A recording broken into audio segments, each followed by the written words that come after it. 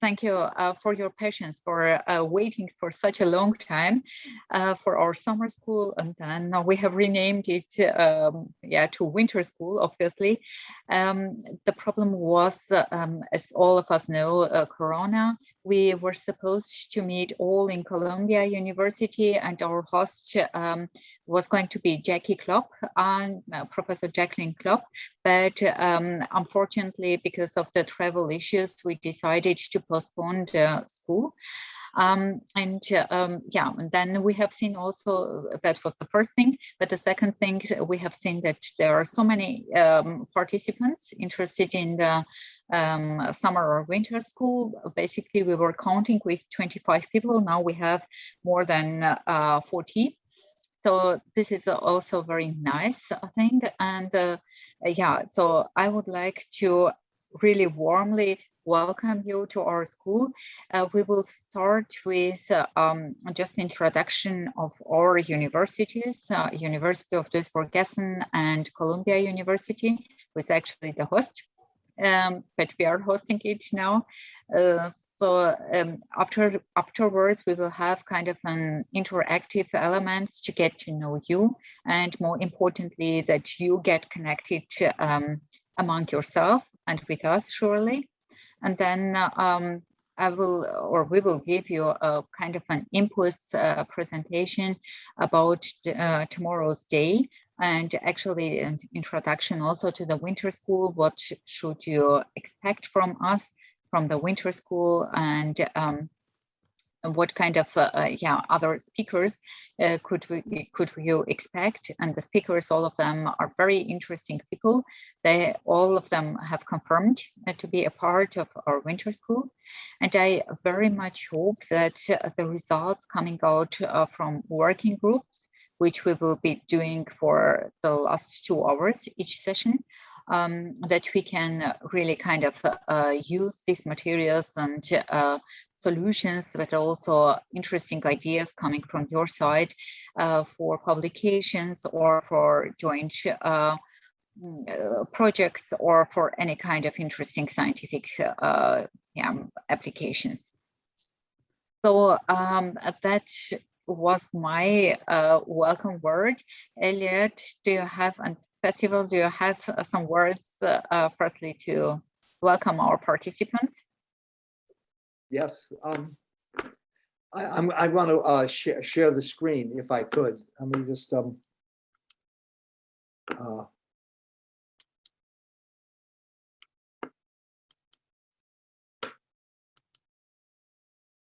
can everybody see the my screen? Yes, we do. Oh, okay. I would like to welcome everybody on behalf of the Center for Sustainable Urban Development here at Columbia University. I put up a picture of Columbia so you could see where we are when we're in school. And the Center for Sustainable Urban Development is part of the Earth Institute. And right now, the Earth Institute, we're in a very exciting moment.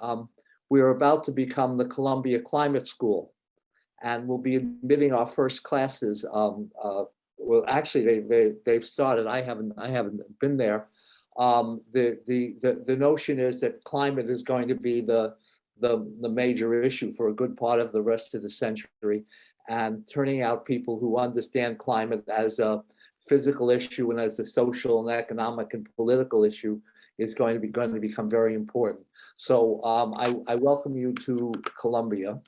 Moving back from Columbia to, here's a pic. This is New York. This is a picture of Central Park.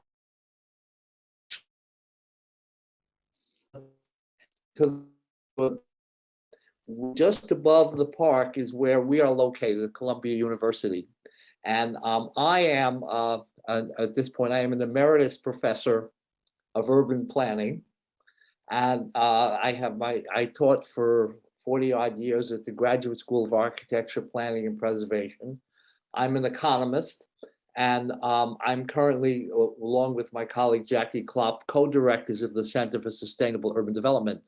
I was the founding director of the center, and the way the center got started was I was asked by the Volvo Research and Education Foundations to submit a grant for a center of excellence on the topic of the future urban transport.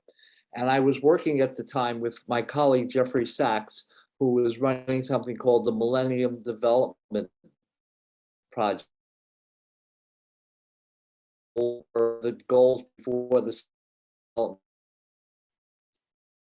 I directed a task force on improving the lives of 100 million slum dwellers. So when I was asked by the Volvo Foundations about a center, I realized that I wanted a center that would look at the future of urban transportation in the parts of the world that were most developing. Because if you look at the world we're in right now, it's a rapidly urbanizing world. In 1950, 70% of the world's population lived in rural places and 30% urban. By 2050, those figures are going to be exactly reverse. 70% urban, 30% rural. But more than that, in 1950, we're talking about a world with about 750 million people. You're now talking about a world that's going to have close to 10 billion people. So when you begin to talk about climate stability, you've got to talk about urban. If you're going to talk about urban, you've got to talk about the way people get around in cities. That's the critical part. So the work that you all do, that we all do, becomes absolutely critical. And so we began our work, and I'll talk a little more about that in a second. But to tell you a little bit about me, I have been working in urban transportation now since the 1970s. All the books that I've written, I've just put some of the books up. So what are you'll notice in their title, they always have the word access. My first book was Access for All, which I wrote with Nick Schaefer, and Nick was my mentor. And what Nick taught me is that we shouldn't confuse mobility with access. That cities are about access; they're not about mobility. Mobility is a way to get access, but people can get access in other ways too. And so the work I've done with the Volvo Foundations, the two recent volumes, Improving Urban Access and Urban Access for the 21st Century, are really all about those kind of topics. And hopefully during the conference, I will talk more about some of that. The center itself, what we got into was this question of how does access work in the fastest growing cities in the world? And the first project we began doing, and my colleague Jackie Klopp has been working on this one, is taking the lead on it, has been in Nairobi. And this is one of the examples. Nairobi has a huge public transportation system that sits at the borderline between formal and informal. It's matatus, but nobody ever, everyone treated the matatus as if they were just informal transport. They went where they went. But we began a project to map them. And in fact, they have routes. In fact, it's a very rational system. And the question is, what happens when you begin to map it? And what we did when we mapped it, if you look at this picture, is we very deliberately imitated the London subway system, the underground, to say that, look, this is just as rational. And the question is, where does it go? So these are some of the topics that we'll take up. I look forward to hearing from all of you. I just wanted to I didn't want to take a lot of time with this. I just wanted to give you a brief overview of who we are. And I'm happy to turn the screen back.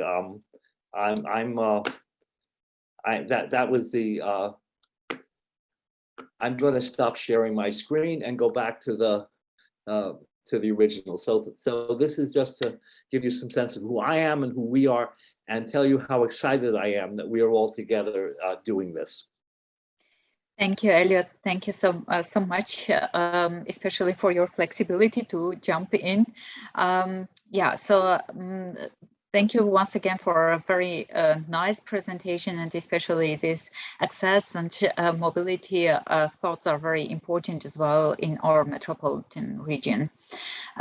Before we also introduce ourselves, University Duisburg-Essen, I would like to give the word to Festival, and then I will start sharing my screen, if it's okay. Festival, you have the word. Thank you very much. My name is Festival Godwin Boateng. I'm with Elliot at the Center for Sustainable Urban Development at the Institute, a postdoc. I came here back in February this year. I did my PhD at RMIT University, Australia, and had my master's in Denmark, Roskilde University, Copenhagen, and my bachelor degree in Ghana, which is also where I come from. My research focuses on sustainable urban mobility. I also write a bit on housing, how it connects with transportation planning. So I'm excited to be part of the school, and I'm really looking forward to the presentations. Thank you. Thank you so much, Festival. Then I will share my screen, and we can start then the part of presentation. So I hope you can see it.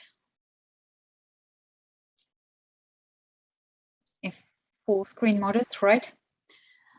Okay, so yeah, I'm also very much relieved to have you all here in urban mobility, because as we know, urban mobility is going to be the key for the next generations to solve the problems of urban systems. So who we are and what we are doing, what you could expect from us is given in this slide in outline. First of all, I will also give some introduction to our university, who was very successful to acquire this DAAD funding to get this done. Columbia University has already presented itself. Then I will go towards background and motivation. Why are we interested in urban mobility systems? And then very shortly about the introduction to our winter school. What could you expect? So let's start with the University of Duisburg-Essen. It is in the heart of Europe. As you can see, we are here in Germany, and in the western central part, it's those two cities, Duisburg and Essen, are located. Duisburg has somewhere around 500,000 inhabitants, and it was quite important steel production site in Europe, but also it is a logistical center of Germany. And not only in Germany, but in Europe, it is quite well known. Whenever we speak about logistics, then everybody says, okay, you must come from Duisburg, and that's true. We have also some culture, surely with sort of museums and so on. The second city of metropolitan region Ruhr is Essen. And here we have around 600,000 inhabitants. It is also the cultural and economical center of the Rhine-Ruhr region, as well as the hotspot for diverse kinds of industries, also energy utility firms. Probably you have heard of ThyssenKrupp, who is also having the headquarters in Essen and Duisburg. What was interesting, it was the city of Essen was European Capital of Culture in 2010. And then we were very much delighted and kind of very patriotic, I would say, about the fact that Essen became the European Green Capital of Europe in 2017, because of the very large structural changes coming from steel and from coal mining production into the completely different kind of economic sectors. We have here very good connections between two campuses. Just imagine there are two huge campuses, one in Duisburg and one in Essen. And there is a special shuttle bus traveling between the campuses, taking all our students. And basically we have 40,000 of students. Probably you have never seen this kind of motorway or highway, which is just crossing the city. And that's why it is a very interesting logistical challenge for all of us to kind of find a balance between the traffic and also the good life in the cities. The history of our university was that in 1972, we founded two universities, one in Duisburg, one in Essen. And in 2003, we have merged the two universities into the youngest university in Germany. We founded also University Alliance Metropolitan, which is then bundling our university, Bochum and Dortmund universities. Starting from 2008, we are the 8th largest university in Germany with approximately 40,000 students and 500 professors, which is really a huge number. What is also very interesting, we have the first vice rectorate for diversity management in Germany, and it was established with our university. We also act as an integrator for starting from 2020 within the Aurora Alliance network, which consists of 9 European universities and having 4 domains. One of them is sustainability and climate change, being co-led by me and vice rector of Innsbruck University. So yeah, as said, we have at this moment 43,000 students, 510 professors, 3,900 academic staff, and 1,600 technical administrative services. The foreign students with us are a lot, 6,700 approximately. 23% are coming from European countries, 64% from Asia, I would say basically from China and India. 11% from Africa, 2% from the Americas, and 1% of Australia. Budget is also very huge, with 374 million euros coming from public funds, and out of it, 140,000 of millions are from third-party funds. We have a bunch of faculties, starting from humanities, social sciences, but also hardcore mathematicians, physics, chemistry, biology, and very importantly, medicine. Faculty for economics is basically coming from applied computer sciences, business administration, economics, and business informatics. And also we have another school, which we call Mercator School of Management, and it is doing basically business administration and education. We are a core of the engineering faculty, and here you see all the engineering bachelor studies which you can choose, and you are more than welcome. And exactly this part of the presentation is very important for us because DAAD has given us this opportunity to conduct this winter school with you because of exactly this aim and goal to make our university attractive for foreign students, and you are more than welcome to come and study with us.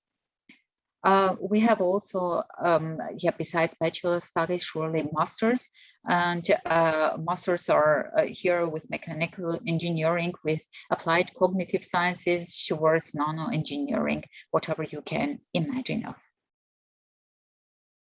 Here, once again, very shortly, the Aurora network I have told about. The entire network is being coordinated by the Vrije University of Amsterdam, and we are very, very happy to be given the chance to coordinate the domain of sustainability and climate change in my persona. You see here all the universities from Europe, the 9 universities. We have also the other 3 domains, which are digital society, global citizenship, health and well-being, as well as culture, diversity, and identity. If it was about the teaching, we have within the research areas 5 main research areas, which are dealing with nanosciences, biomedical sciences, empirical research in education, urban systems, and change of contemporary societies. For us, the most important here is the urban systems. It's obviously where we are coming from. And within urban systems, we have this bunch of interdisciplinary scientists coming from health, culture, environment, infrastructure, logistics, society, and education. The center which I am leading is the Center for Logistics and Traffic, and this center is one of the most important centers within the urban systems. And here you see the pie saying that within the Center for Logistics and Traffic, we have approximately more than 50% engineering scientists, but also mathematicians, education sciences, economics, business administration, and geography. So what is for us then logistics? For us, this is very important because we need to be on the same page during the next 6 or 7 sessions, which we are going to work with you through, is that logistics is dealing with the challenges to plan, manage, and control the dynamic flows of goods, persons, energy, financial resources, and information. And here it is very important that we think of the services and resources to be sustained during the operating systems, but also strategical and tactical planning of logistics systems. And therefore, logistics to us making a significant contribution for the present and future society and economic systems. If we talk about our center and the vision, and therefore I'm very much interested and delighted to have you all here, because our vision is very importantly to co-design, and here is the most important to stress out the word co-design and co-develop the sustainable supply chains and logistics mobility systems of the future together with industries, policies, and also broad society.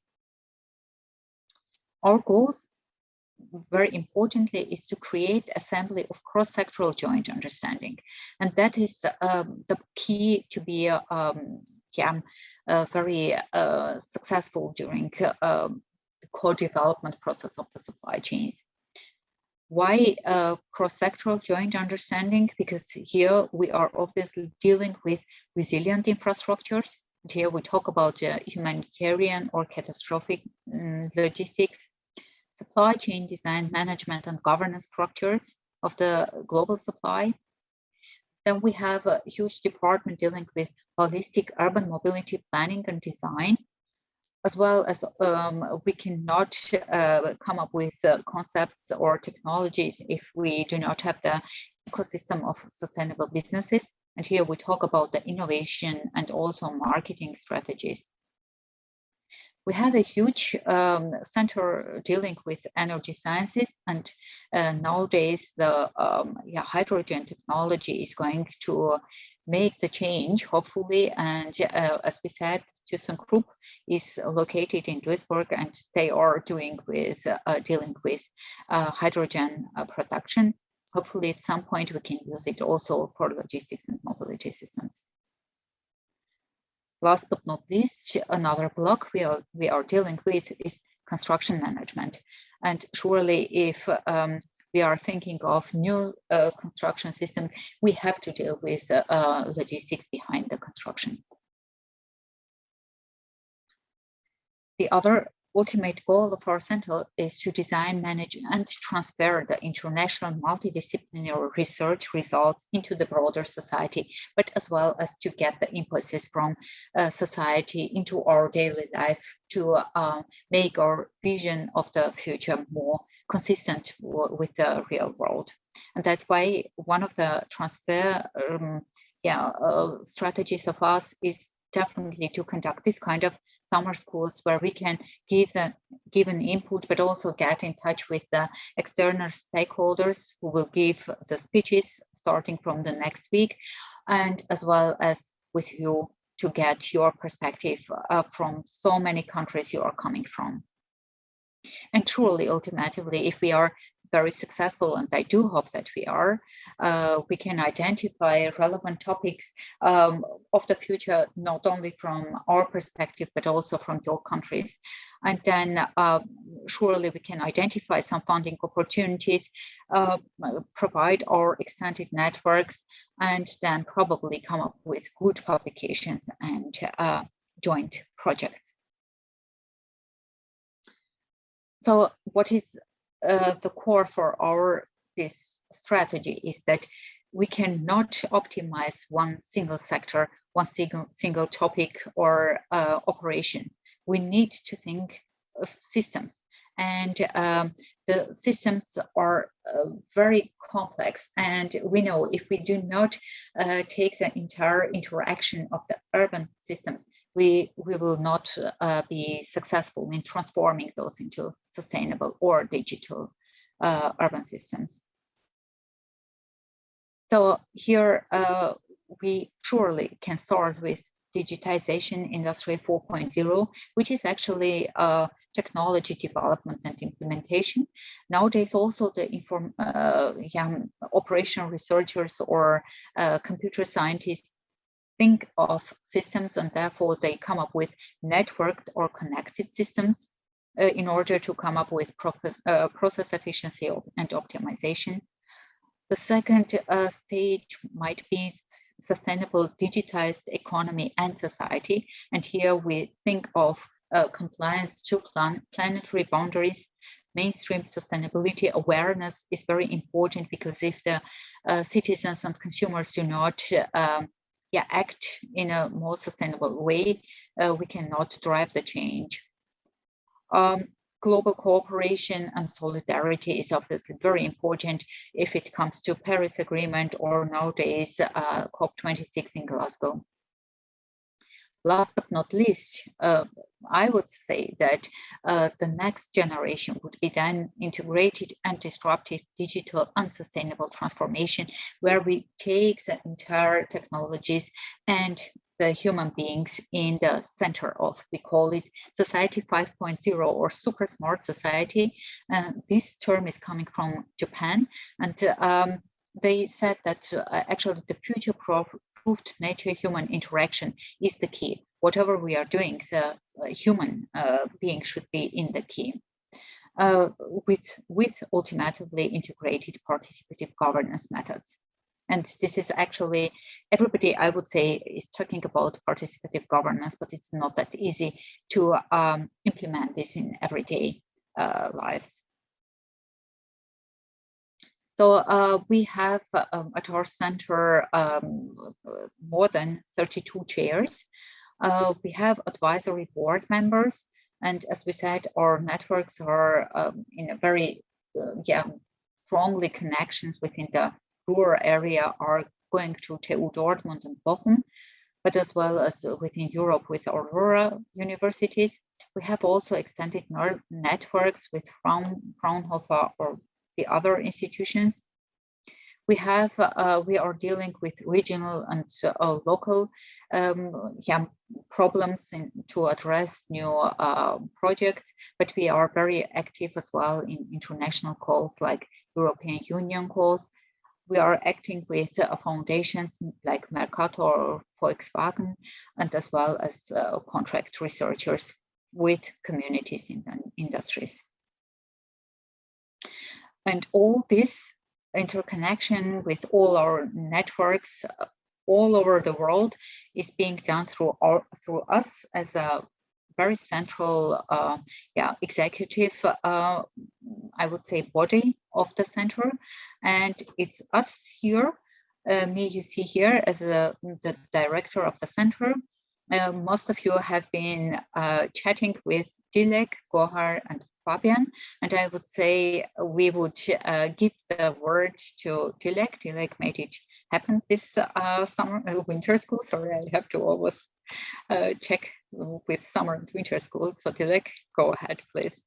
Yes, thank you. Yeah, when I designed the program for the summer school last year, I thought the corona pandemic was over and we could meet us in New York. But I think Zoom is nice too, and hope that you like it too. So I too would like to warmly welcome you to our winter school and want to say a few sentences.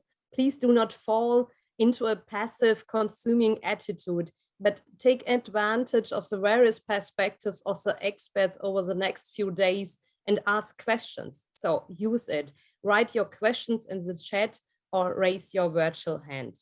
So my name is Güldilek Köyloglu Alabash, the short form DLEC, and I'm a research assistant at the Center for Logistics and Traffic, as Annie said, at the University of Duisburg-Essen, where I studied business administration.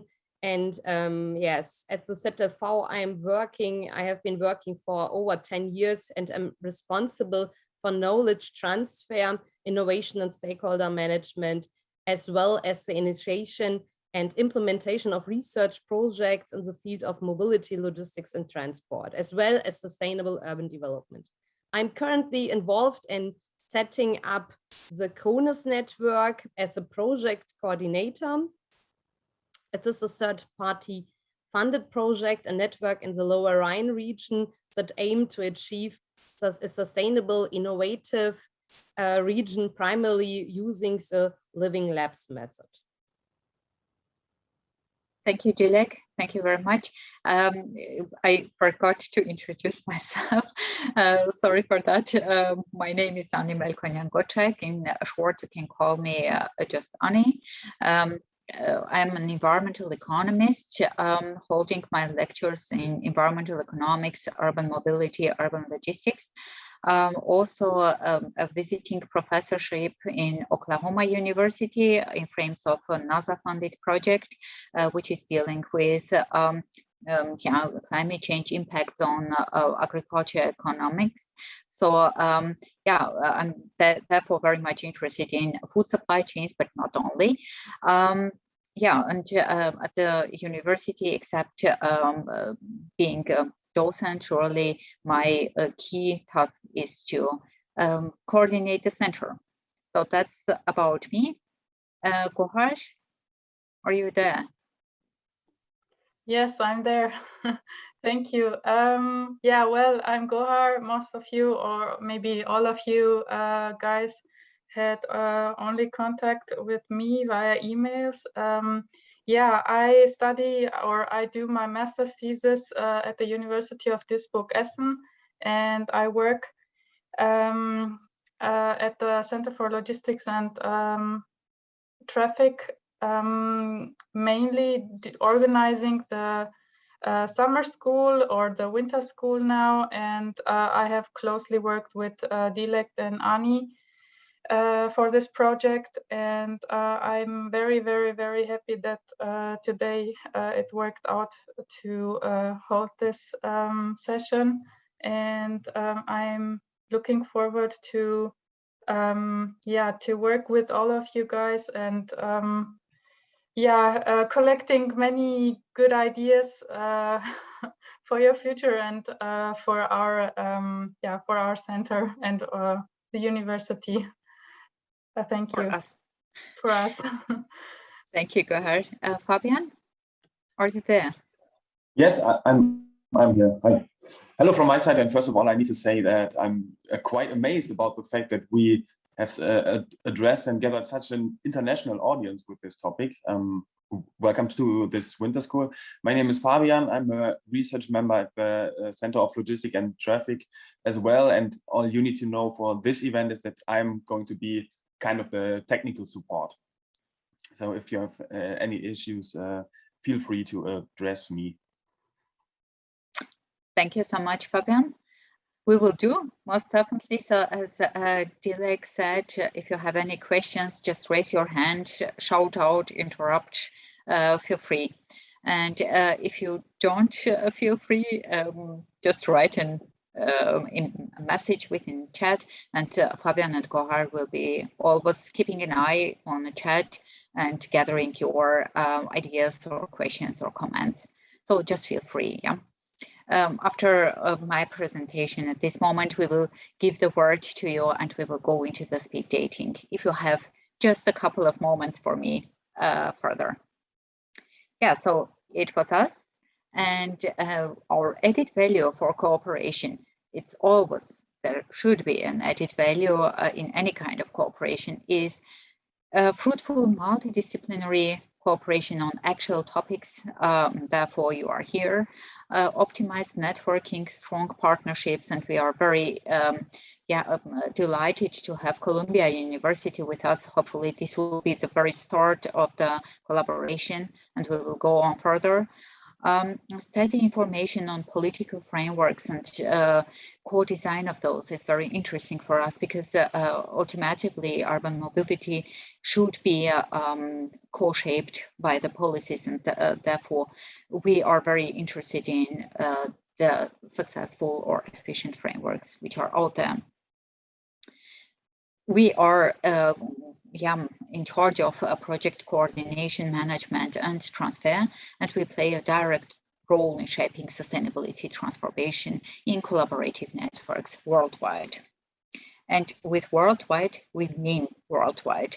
Here you see our advisory board members, and what you can see here is right away. I'm not going into the names surely, but most importantly, you see here we have the industry working with us from top management levels. We have science from coming from MIT till Singapore in from US to Singapore. We have policy members working with us like from European Commission. So therefore, this triangle of the multidisciplinarity is very important for us. Now I will come to the background and motivation for our winter school. And then I think within the next 3 minutes, I will be done with this. So what is the background? Why are we considered with?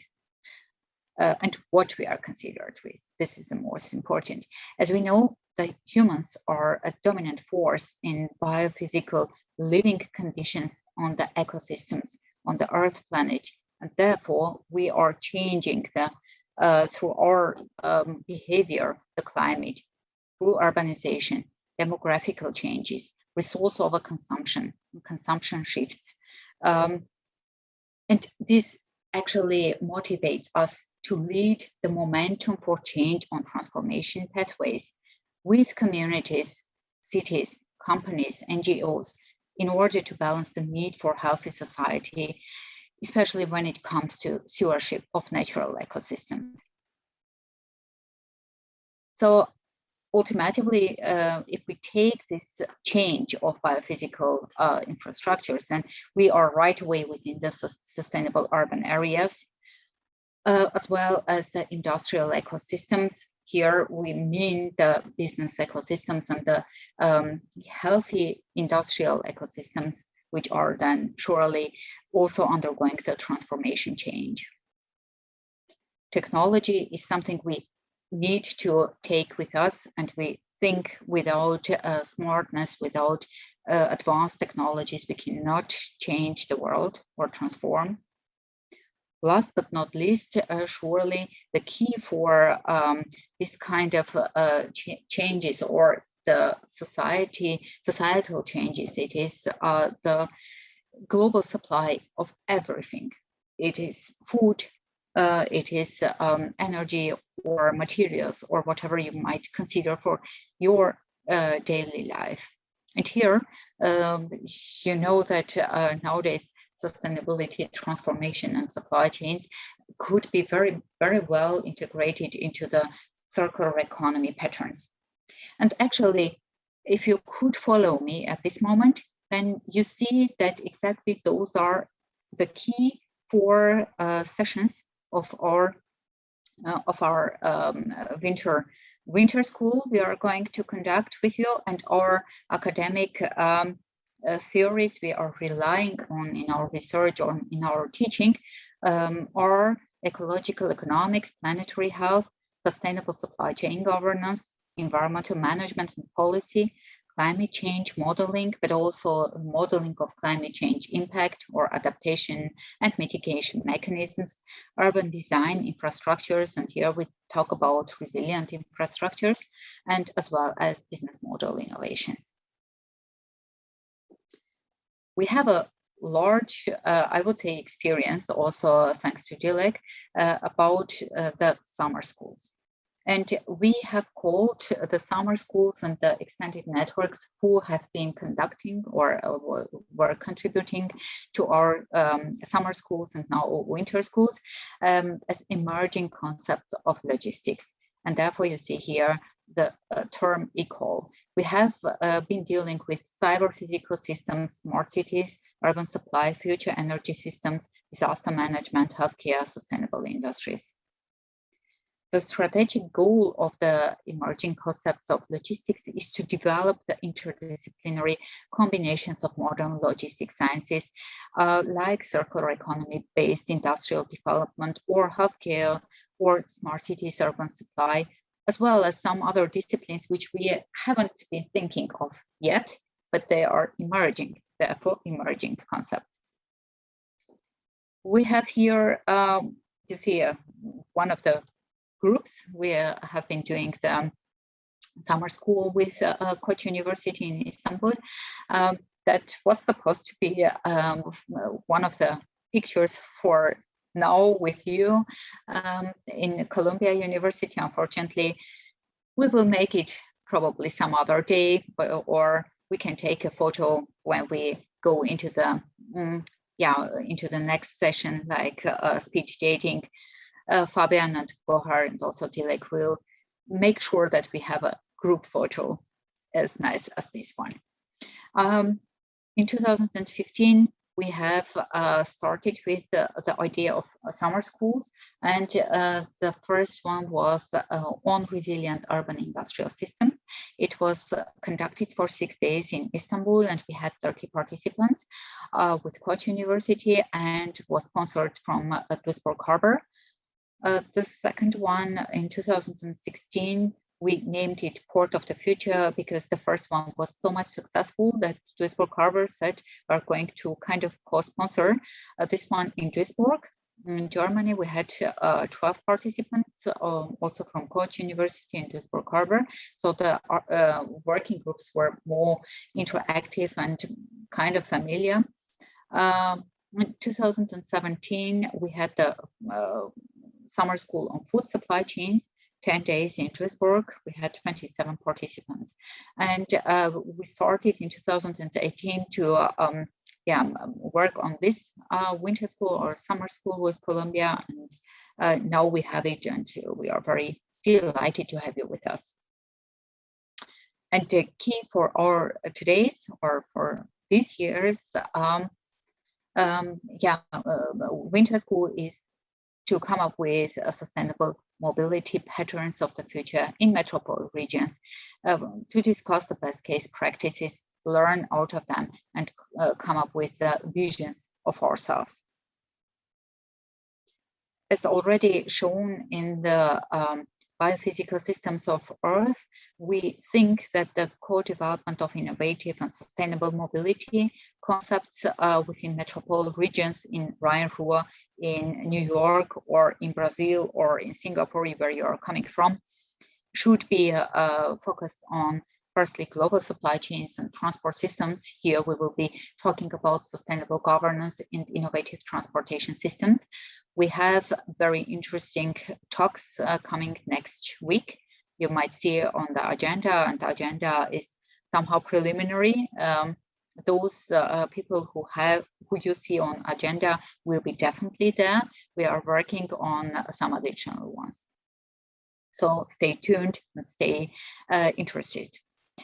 The second one is going to deal with urban mobility and logistics systems. And here, best and worst practices to transform our urban mobility systems will be shared with you, and hopefully we can learn some lessons out of those.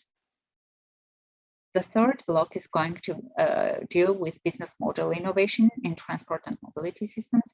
Here we are keen to come up with cross-sectoral experiences as well as multi-stakeholder cooperation in order to innovate the sector of transport and mobility. Last but not least, as we said, digitization and technical solutions are also very important to transform transportation and mobility sectors towards more sustainable solutions. And here we will discuss with you the technology acceptance by industry, but most importantly also by the users like you and me. We will have these 4 sections. The key idea is that today, not probably, but it's already planned, I will give you a talk about global supply chains and transport systems, so that you already have heard about our next session, which then I will be there as a mentor, but not as a talker. And here I will also, by the end of my presentation, give you some key questions so that we can start already work in working groups. And I'm very much interested to get the results of your working groups by the next session as the very first part of the next session. So yeah, we have 55 participants. We have lost 9 or 10 on their way. Probably they will join us at some point from 30 different countries. We will see during the speed date from which countries you are coming from. And I'm very, very interested to get to know you and to work with you until 10th of December and then beyond the winter school. That was all from my side. And Dilek, you would like to take the moderation? What is coming next? I will stop sharing. Yes. So the participants have learned a lot about us. Now we would like to find out a little bit about you with a few interactive elements. In our original conception for 25 participants, it was intended that you would introduce yourself with 2 or 3 slides, but due to the new concept with this number of participants, we could fill a day so with it. Therefore, we would like to ask you a few questions with the Mentimeter tool as part of a survey, which among other things serves to get to know you and your expectations better. At the same time, it is a good way to encourage activation and for those who do not know it, how to use the technology. So Fabian, yes, you have shared, please. Okay, so we've prepared 2 polls for you, and now we're going to do the first one. You can participate in 3 ways. I think the easiest and most intuitive one would be if you just take your smartphone. Most of the current ones have the function that you just can scan the QR code on the right side. The second one would be that you go to menti.com and type in the code, but I sent you already a link in our Zoom chat right now, which you can also follow. I'll give you a few seconds to choose one option, and I guess we can see some results of the questions. You might not see questions now because I did not go 1 slide ahead, because then the QR code disappears for you. But in a few seconds, I will go to the next slide. But we are sending cards to each other. Yes, all over the world. That's nice thing.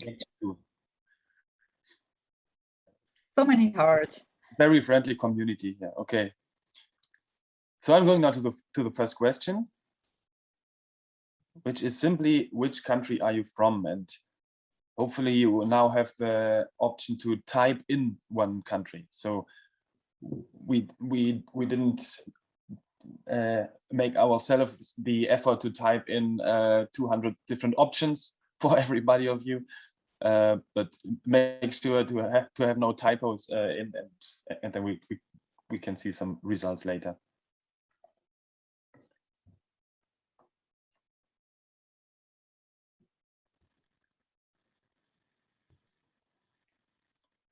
Waiting for a few seconds more before we go to our second and already last question of this of this poll. 33 people have joined, but we need more. 45 people we have in this chat. 12. I can go back, I guess, for everybody. Okay, Moti has a question. If you have questions, yeah, okay. I see it. Just unmute yourself and raise your voice. Okay, thank you. Are you hearing me? Hello. Yes, we can hear you. Hi. Okay. My name is Moti Teresa from Ethiopia, but really I am too happy for your invitations and for all coordinators. They politely invitation on these programs, and I haven't a questions. I wanted to say thank you. And as I raised here, my name is Moti Teresa from Ethiopia. My background is agricultural economics, and I'm part-time and government universities lecturer. That's on, and thank you very much. Best regards to, was it Ethiopia? Yeah. Okay, nice to hear from you. I would say we go to the second question, which is also a very simple one. What's your academic background?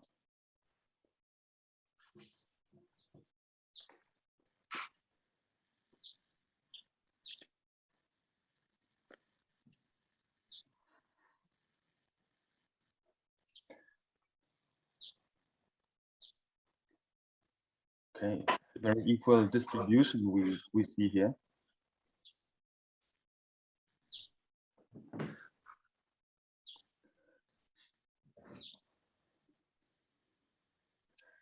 So from the 30 people that are shown in the corner here, just quickly summing it up. Okay, I think everybody who participated in this poll already choose an option. Okay, I don't have any more commentary on that. Delay, what do you say?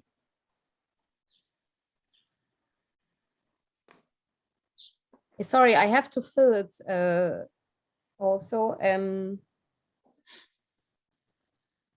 We have, I can't see those slides so good. But you can see the results? Yes, I see that we have the same number. Okay, let me fill the survey too.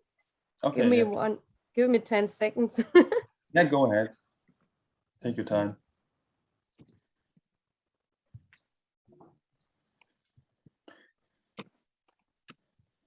And what we can say is that we have a quite equal distribution among these stages of academic background. Yeah. I like really, this mix. Okay. Yeah, that would be our first poll with you, and be prepared to see one more poll in a few minutes.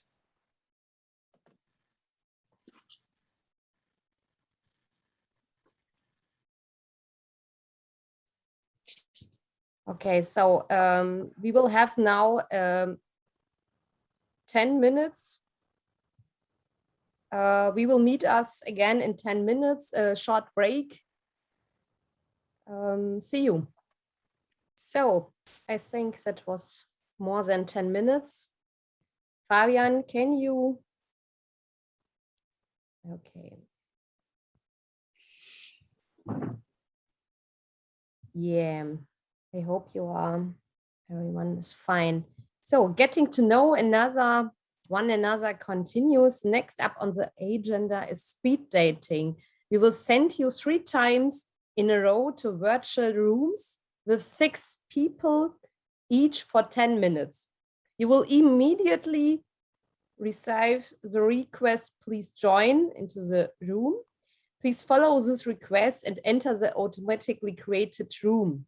Here you will find, or you will meet 5 unknown people. We have prepared 4 questions for orientation for each round. Please always briefly present one of the group with the results of the last question, of the 4th question. The room closes automatically after 10 minutes and you come back into the large room. Dilek, can you once again say the 4 questions we are going yes, to? I will send it into the chat room, and I will send it then later to see the 4 questions in the breakout session rooms. Here you see in the chat room now the 4 questions for orientation. As I said, 6 persons for 10 minutes, and it is automatically created, and the sessions will automatically end it after 10 minutes, and then you come back to the large room. I like the question, the most unsustainable lifestyle. Annie, we'll see what is coming up. Yes, it was your question. Okay. Fabian, are you preparing the rooms? Shall I do? Here we go. Okay. We can. Yes. Okay. I'm in room 6. I'm really excited. So see you later.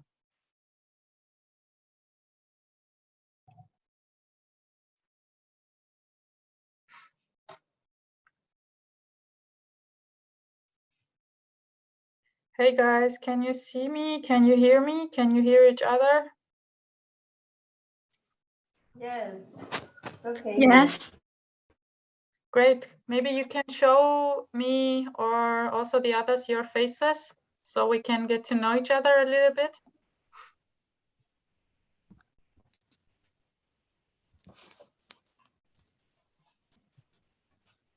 Great. Hi. Hey.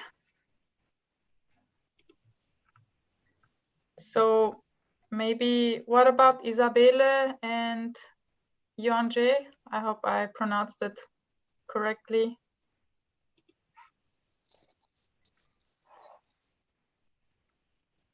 Alinda, maybe as well.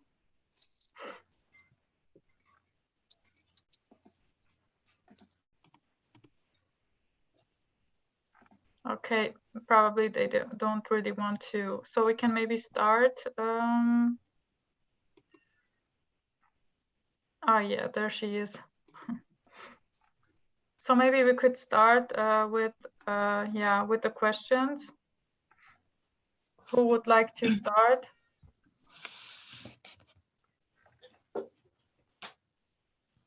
Don't be so shy.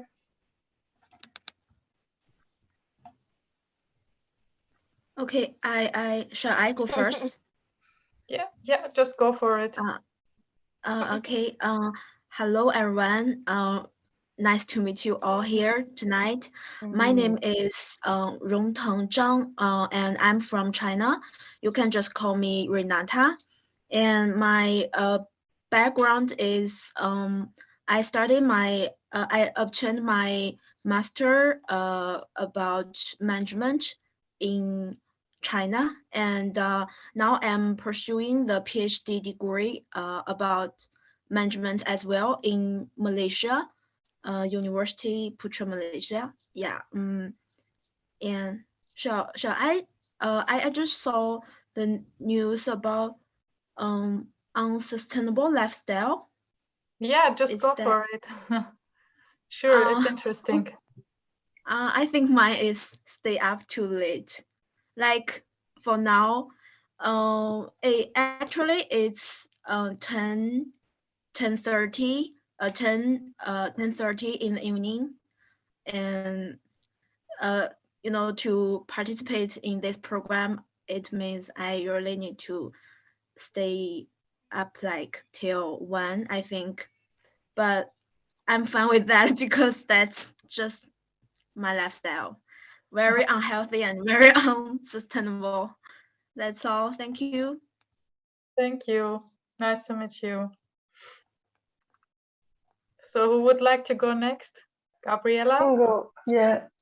My name is Gabriela Morita, but you can also call me Gabi or by the surname either. I'm from Brazil. I live in a city called Lorena, but I also go very often to São Paulo. So it's like 1 week in Lorena, 1 week in São Paulo, and also 1 week in São José dos Campos. So I used to travel a little bit. My scientific background is architecture and urban planning, and I have my graduation course is in this area, and I have a specialization course in cities planning and management with a focus in urban mobility and also active mobility. So last year, I started a project called Vamos a Pé, Movimento Vamos a Pé. It's like go pedestrian on Instagram and talking about urban mobility and cities. And this year, in the beginning of this year, I started, how could I say, a group of people of civil society called Coreografando Ruas. We work with tactical urbanists, and here in Lorena in the first time, and we are also working with new cities and to promote the active mobility and more social interactions in the city. Mm-hmm. And I'm applying for a master course.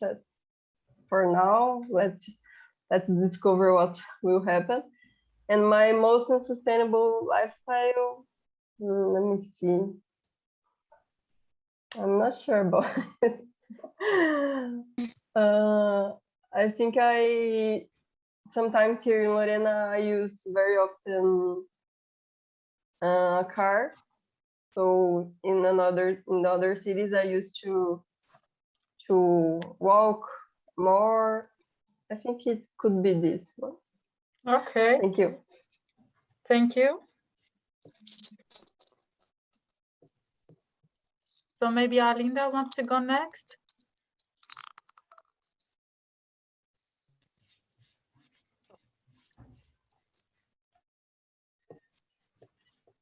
Hello? Yeah, we can hear you. Oh, sorry. My internet is a bit unstable, so I wasn't sure if you guys can hear me. My name is Maureen Arlinda. I'm from Uganda. I have a bachelor's degree in procurement and logistics management. It's exactly scientific, I know, but I'm pursuing an MBA online. My sustainable situation. I don't know. I can't really think of anything. But maybe to say I tend to work out like 5 times in a week.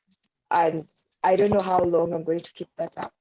But sometimes I'm like really so fatigued, but I try to push myself since we have to keep 5 times a week. I don't know if you guys are still hearing me. Are you hearing me?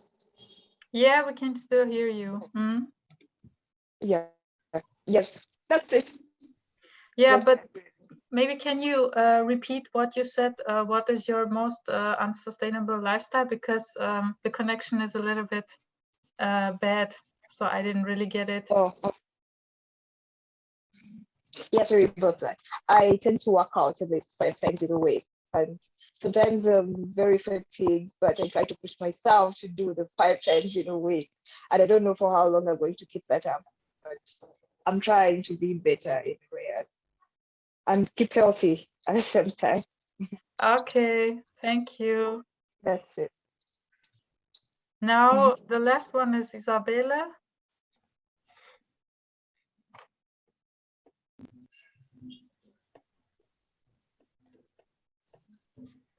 I think she sent on the chat a little bit. Oh yeah, now I see it. And it's semester here in Brazil. Okay, she's also from Brazil. Sorry about the camera and the mic. In the next session they will work. Okay. Okay, yeah, well, that's too bad, but yeah, we can understand that you cannot connect properly, but yeah, make sure that next time your camera and mic work. Yeah. Okay. Thank you. Thank you, all of you. I don't know. Actually, the room should be closed now because I think we have already talked like 10 minutes. Let me check.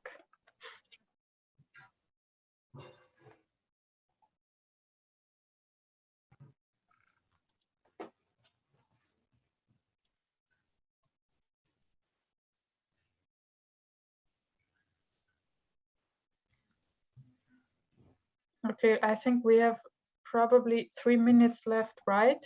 So it was 10 minutes. Did I remember that correctly? We had 10 minutes for the breakout rooms. Can you still hear me? Yes.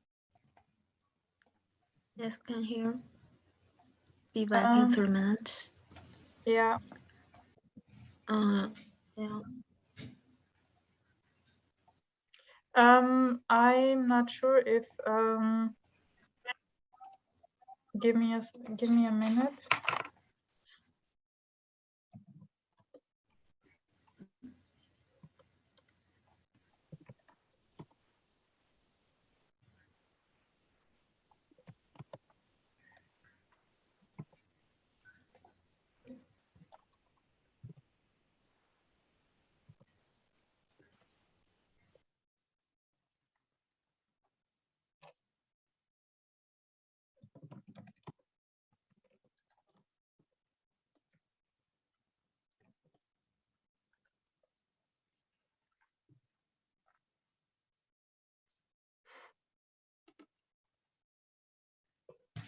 So maybe you could tell me what time is it now in your country? Because I think we all have yeah, different times. I remember that Renata said you have like after 10 p.m. right now.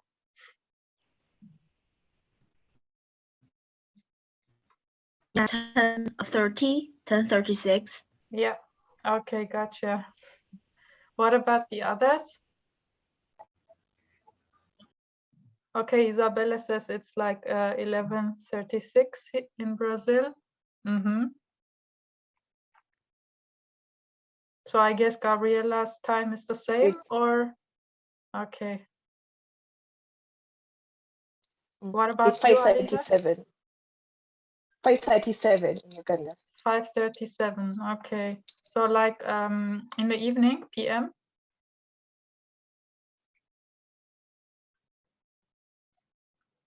Yeah, yeah. Okay. 2 hours ahead. Okay. In the evening. Yeah. In the evening, yes. Yeah.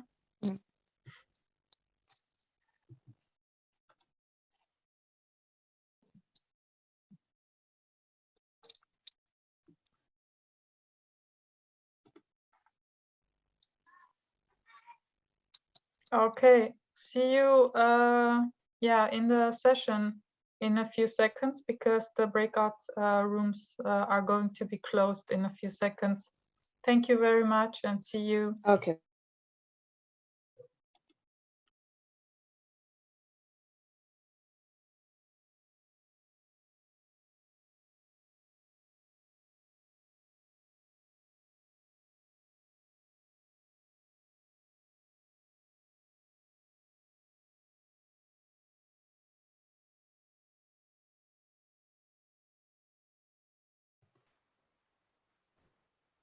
So I think we are missing a few groups.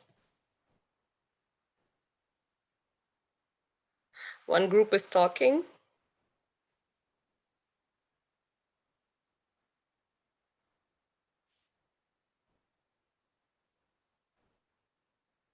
So I hope the time was enough. And it was interesting in our group. It was really interesting that 3 persons from the same country, from the same university, was inside in the session. So, and one of these persons, I am working in a project, so it was a little bit funny. So, only a short summarizing of your groups regarding the last question.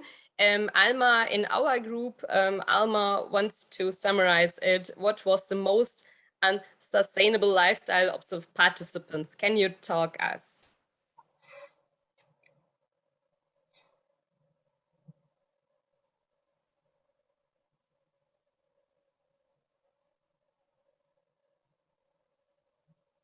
She's frozen. Ah, yes.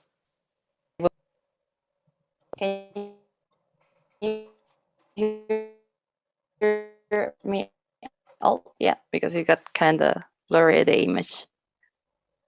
Yeah. Okay. Yes. Okay.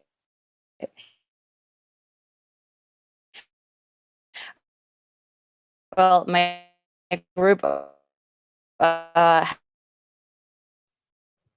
it does not work now. Had 3 people.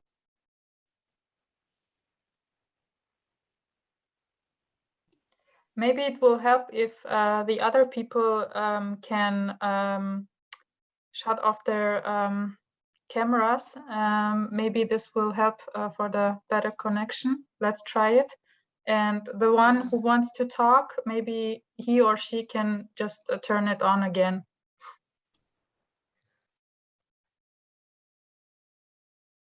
Anna, do you want to try it again?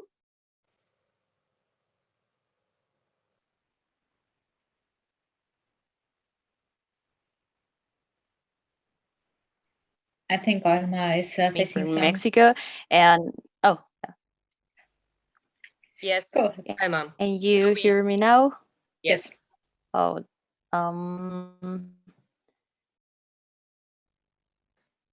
hi, can you hear me now? Okay. Yes. Oh, perfect. Okay, then I will keep my video off so that you can hear me better. Is that okay? Yes, please. Okay, then hi everyone. My group, because it had 3 people from Germany, 1 from China, and me from Mexico.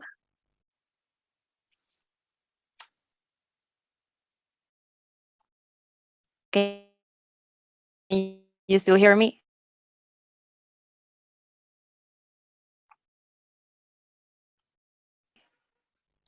I can't hear you now. So maybe we will wait a few minutes and we can switch to another group. It's really... Okay. Yes, I don't know why it's getting kinda, but can you hear me now? Maybe we can try it we once can again. hear Otherwise, now. Okay, come on. Oh, go, okay. Go on. Yes.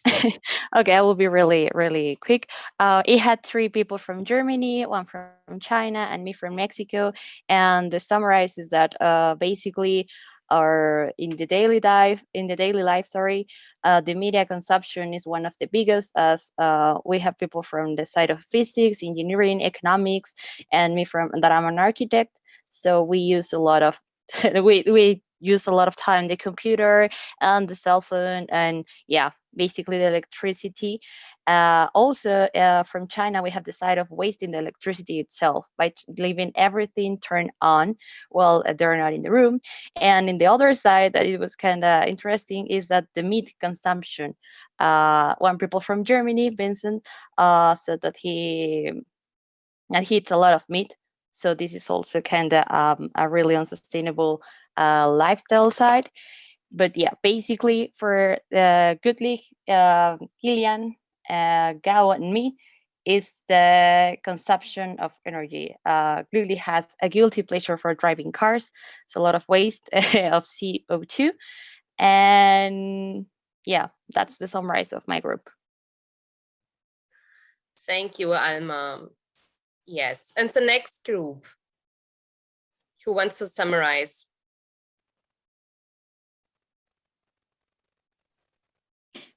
Festival, would you like to summarize the group number 1 from us? Yeah. Festival? No one? Well, if not, I can go on. So we had a also very interesting group with us. Unfortunately, Maria joined within the last 35 seconds, and she had exactly 35 seconds to introduce herself. Yeah, so we had one person from Hong Kong originally, living and working in China, Beijing. Then we had another one originally from China, but studying in London, in King's College, and both of them are urban architects with a focus on transportation mobility. And the most unsustainable way of living, it turned out that is basically mobility, that people would like to ride bicycle or be on foot, but or go and use public transportation, but at the end of the day, most of the time we are ending up with using a car. So that was actually the basis from our group. If I forgot anything, please shout out. Yeah, all good. You were in the same group, okay? Yeah. All right, we were in the same group. Nice. Okay, so thank you, Annie. So I think we should go on and group 2. Who was in group 2 and wants to summarize really short? What was the most unsustainable lifestyle in this group?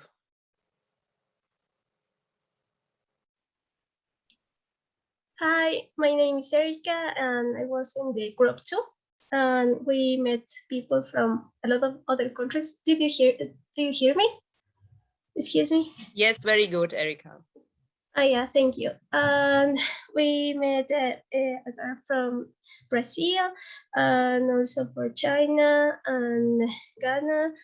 And sorry if I don't remember the other one, but the question about what is the most unsustainable lifestyle, when that they're not recyclable, because here in our countries, like Ecuador or Brazil, we don't have point stations where we can recycle. And also the other guys, they said that they use the shopping online and something like that. I'm sorry if I don't say everything. And thank you. That's it. Thank that is the summary. Yes, thank you, Erica. So nice. I can't remember in which group I was, but I think it was not group 3. So group 3. Who wants to summarize? By the way, just one addition from group number 1, it was also said the food waste is important issue to be changed. Sorry. Thank you, Annie. Group 3. Okay, I can see the people. I have Danielle, I have Gomez, I have Jamius, Laura, Moti, and a long number. Hi, everybody. Hey. I'm Danielle. We talk a little about me specifically. The people. We have a person from Taiwan, 2 from Brazil, 1 from Zimbabwe, I think. Then I'm not sure if I forgot again. So, someone, sorry. We talk about 2 topics. One is the time we spend on the transportation in the big cities, and how much we spend, how much we use the cars in the big cities too. Okay, thank you, Danielle. Okay, without any comments from my side. Group 4.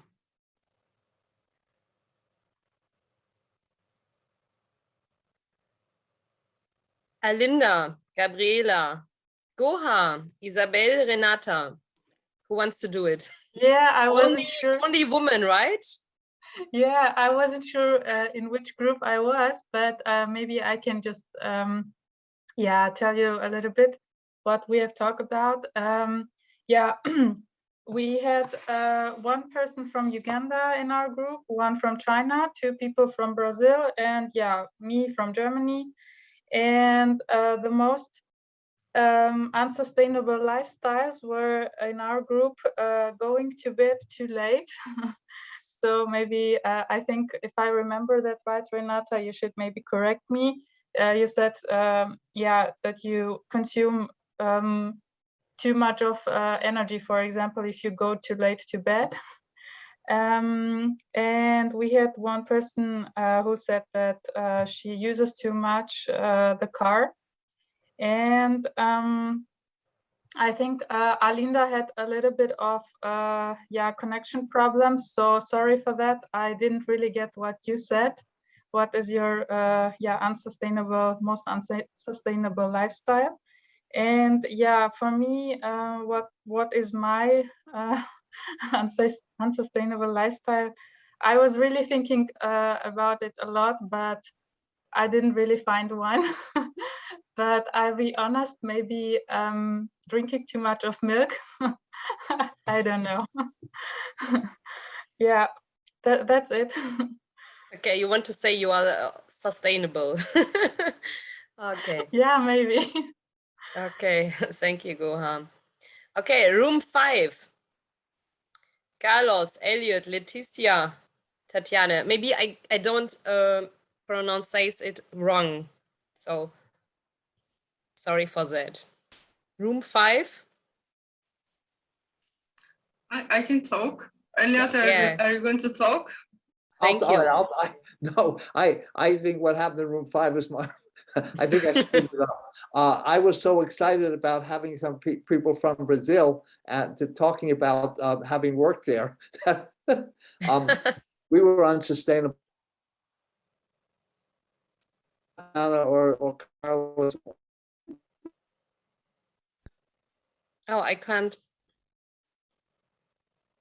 We talked about the fact that Brazil has got some very interesting contrast between places like Sao Paulo and Curitiba, and in terms of what's sustainable and what's equitable, and those were some of the themes that I think I spoke too much. Thank you, Elliot. Tatiana, do you want to add something, or it's okay? No, I was going to say the same thing. Yeah.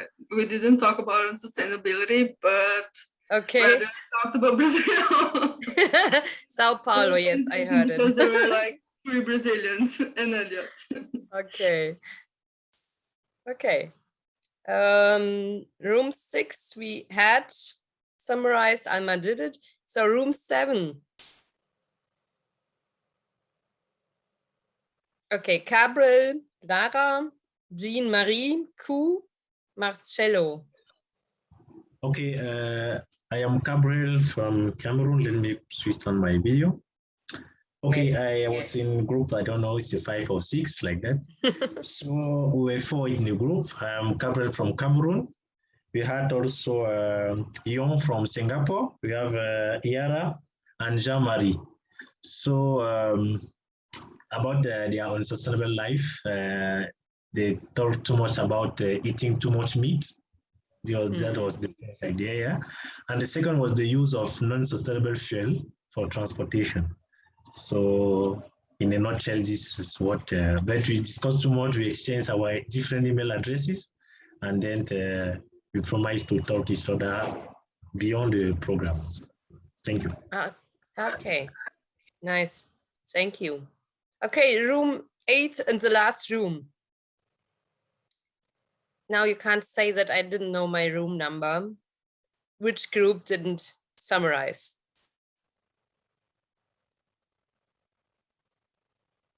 Okay. Shinedum, Kai Yuan Seng, Michael, Mling Si, and Neil. Hello, everyone. Hello. I was waiting for at least confirmation that we are group 8. So our group, my name is Mlungisi Kumalo from South Africa, and we had 2 guys from Nigeria, Michael and Chinamudu, I think. Then we also had from Ghana, Albert, and we had Neil from Philippines. And I think we all agree that rice or jollof rice is unsustainable because we love it too much. So yeah, that was our unsustainable lifestyle. And a lot of caffeine, drinking a lot of caffeine as well. Oh, coffee. Okay, that could be my sustainable lifestyle too. Yes. No.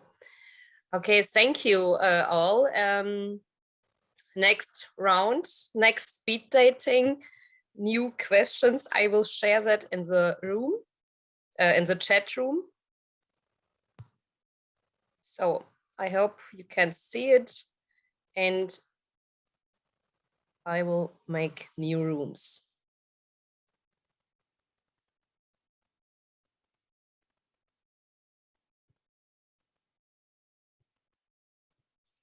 So 10 minutes. And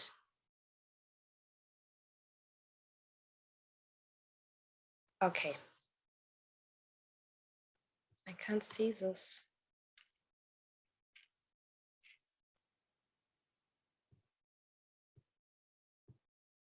Could I send you? No. No. Okay. Yes. No. Okay.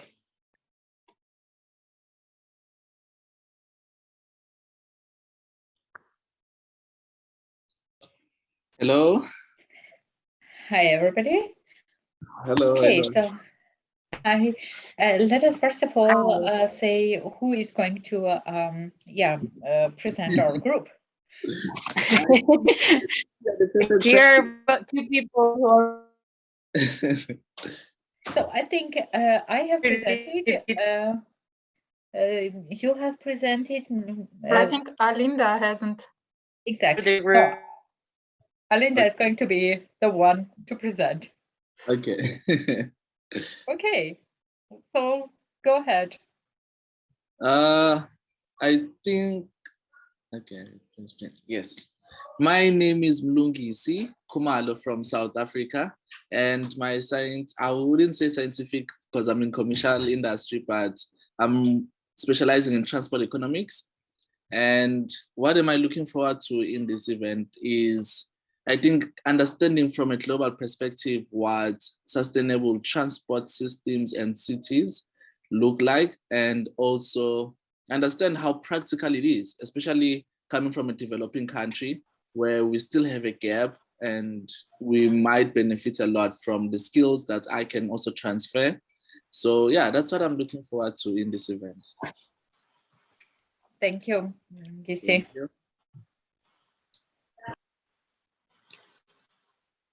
Alma, you go ahead. Okay. Hi, everyone. Nice to meet you all. I'm Alma. I'm from Mexico, and I'm a graduated architect.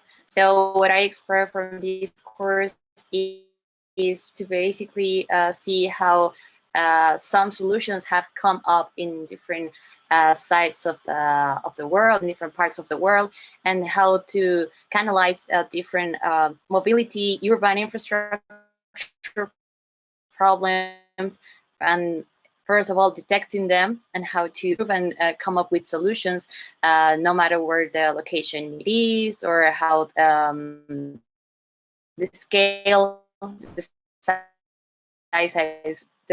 size scale of this kind of deeper into this topic, as I think it's resilient cities. It's one of the biggest problems right now, and one of the future coming up. Alva, your connection is unfortunately problems that we have seen, but we have not done. I guess I'm sure that it will be really fructiferous. And yeah, I would like to know how to detect and analyze these kind of problems. Okay. It is. I will turn off my video. Yeah, it is much better. Just one Can you question. hear me better now? Yeah, somehow, yes. Yeah, thank you. Before we move to Alinda, just one question, Alma. You have a picture of a ballet dancer in background. Is it you or? No, it's not me. Okay, you are simply interested in. Okay. Yeah, I'm sorry. Did I understand? I said that you have in my background a palette desert. No, a ballet dancer. A dancer's picture. Oh yeah, oh yeah. I actually do have it. Yeah, it's not me. It was a present I gave from my mom. Yeah, so many years ago. So yeah, and I love it. It is very nice. Yeah, very nice. Thank you Alinda, so much. what about you, Alinda? So.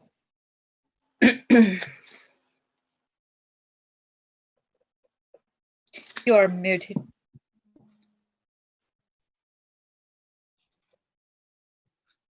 You have to unmute yourself. Yes. Alinda, you need to unmute your mic. And maybe turning up your video because the connection is, yeah, so that we can hear you better. Okay, are you hearing me now? Yes, you can speak now. Yeah. Thank you. Okay, my name is Marina Linda. My background is I have a bachelor's in procurement and logistics management from Uganda. Currently, I'm pursuing an MBA online. What I expect from this event is I'm also from a developing country, third world actually, it's not very developing. So I would like to learn more about how other developed countries have been able to handle sustainable solutions to this logistics mobility, especially in this COVID pandemic. And what's the way forward after all this fiasco is over and all of that? Yeah. That's it.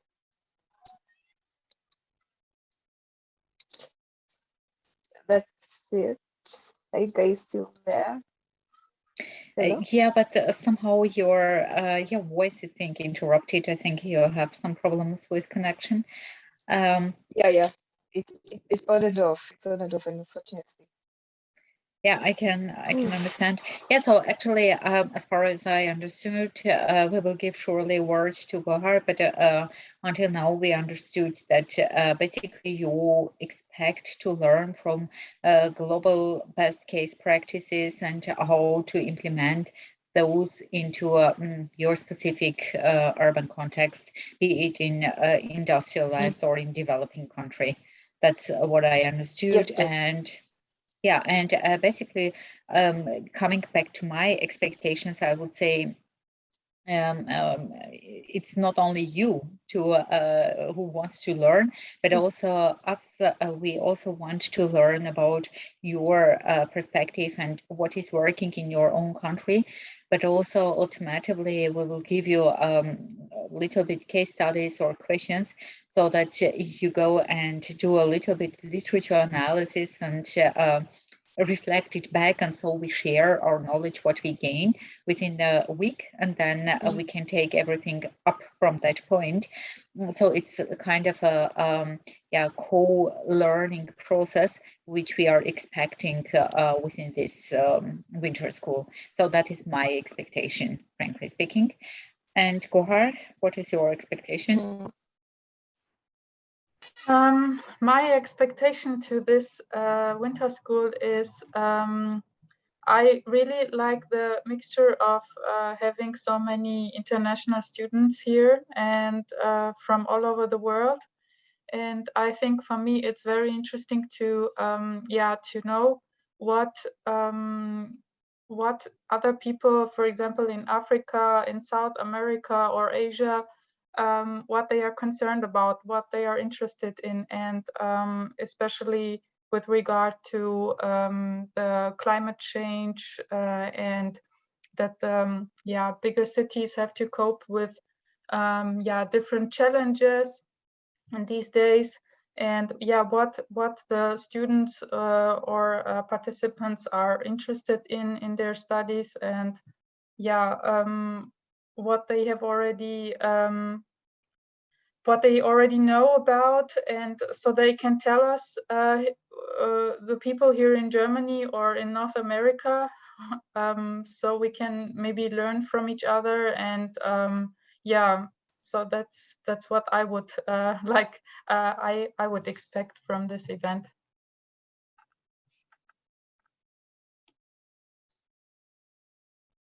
Yeah, so indeed it's going more or less in the same direction what we are expecting, and that's the good thing. So at least we are on the same page. And once again, just to make sure, Linda, you are going to refer to our or present our group, right? I want to, but I hope that connection will be okay. I'm more than willing, but I just hope the connection will be okay. Okay, if it doesn't work, Linda, if it doesn't work, probably Alma, would you do that? Okay, I couldn't hear so much from Alinda, but maybe in the 23 seconds that is left, we can summarize. It's like to get this global perspective about different urban problems. Oh, where's my pen?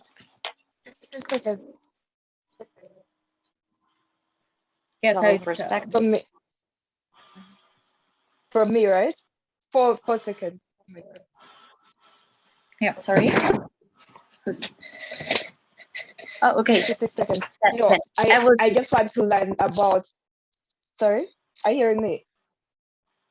The like how the developed countries have been able to maneuver the COVID pandemic, you know, in regard to the logistics, to the urban mobility and the challenges they faced, how they've been able to solve it, and what's the way forward after all this fiasco of the pandemic is over.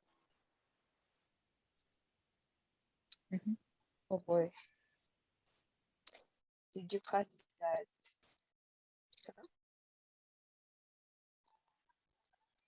So sometimes it is quite really difficult to understand because of poor connection. That is really the downside of digital event. Yes.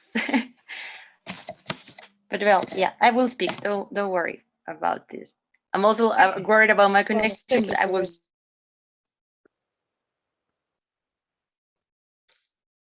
Okay, not the same people, please. I see Alma, I see Ani, I see Goha, maybe Alinda, Marcello, or Mlungisi can summarize.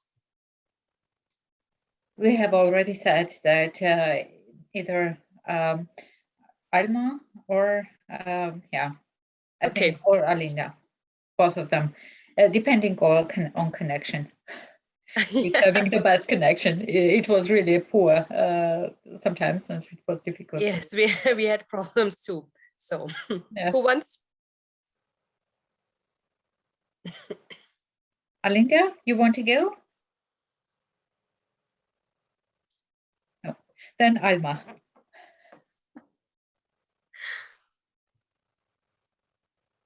Mexico.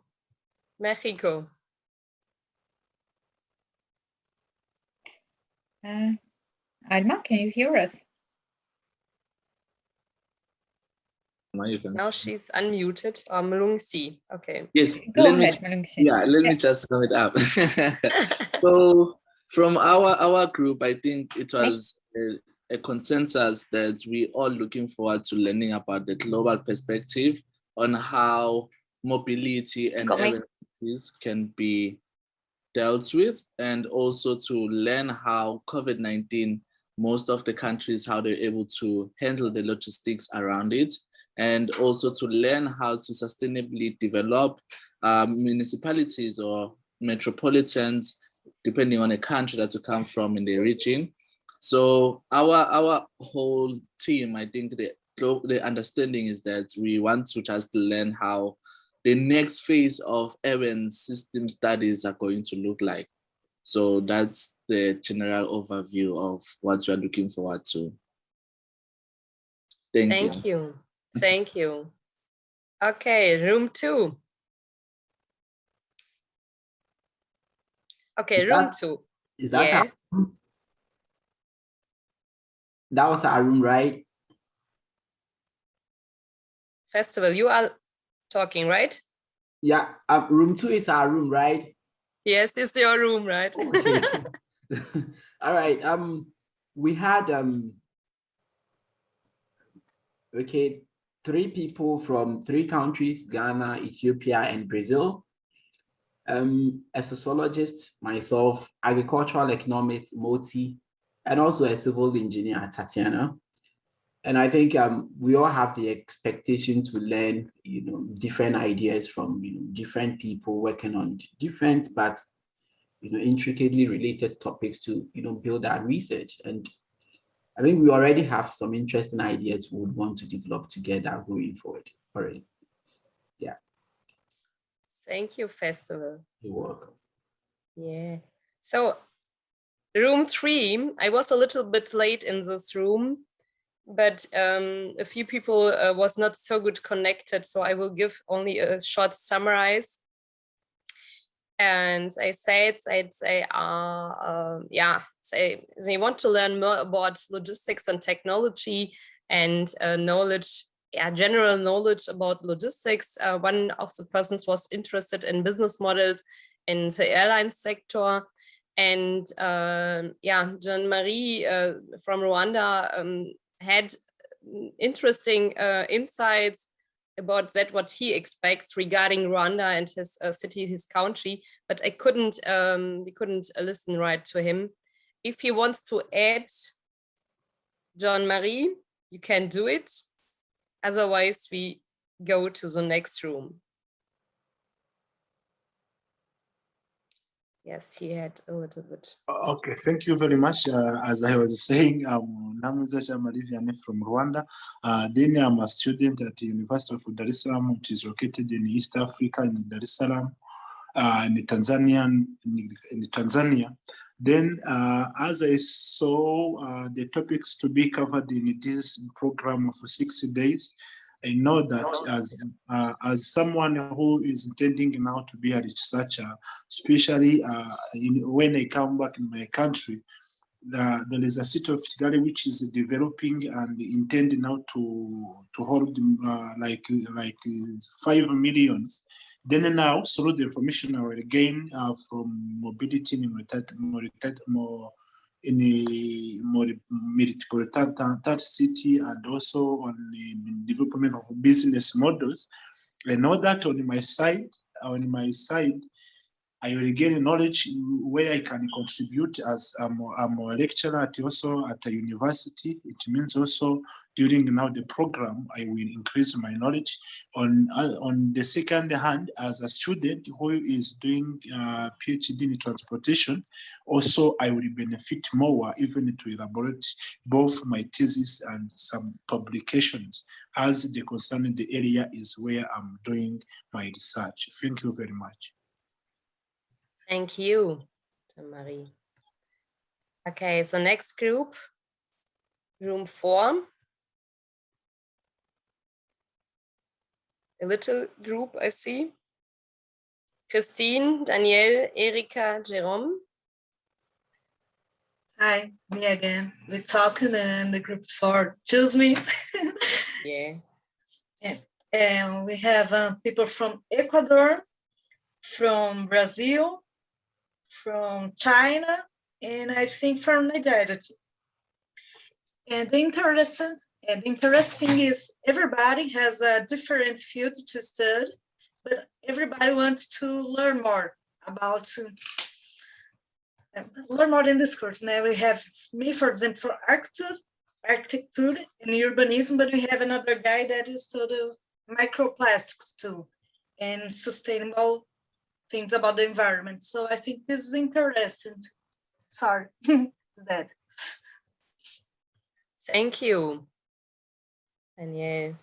So, room 5, Gabriela, Kai, Kilian, Laura, Neil. Hello, everyone in our room. We had people from Brazil, Germany, the Philippines, and we were all excited to learn more, to get more knowledge, and to also have contact with other realities, to see how things are going in other countries, other possibilities, so we can hopefully get more knowledge and also contribute in our own ways to the course. I think that's it. Thank you. Thank you. Thank you, Laura.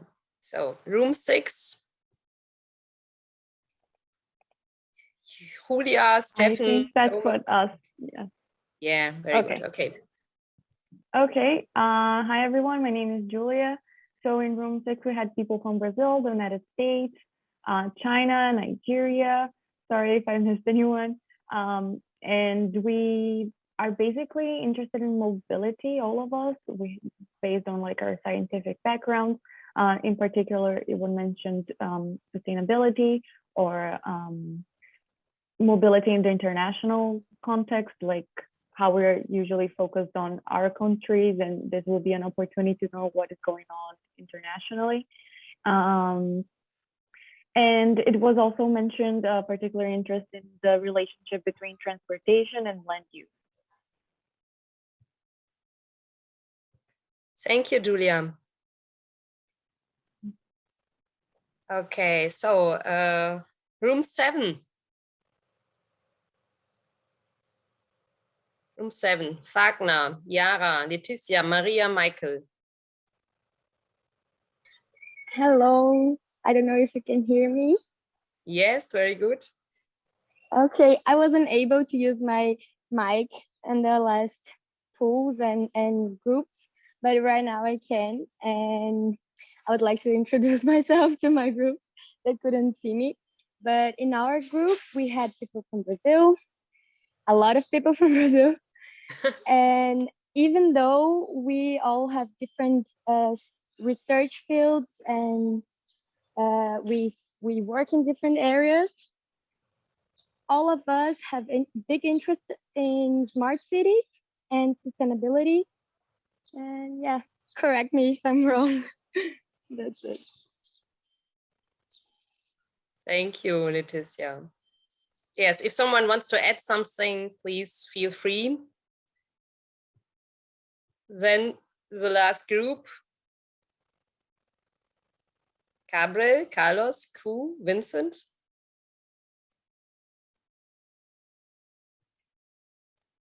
I'm not sure if you are shy or the technical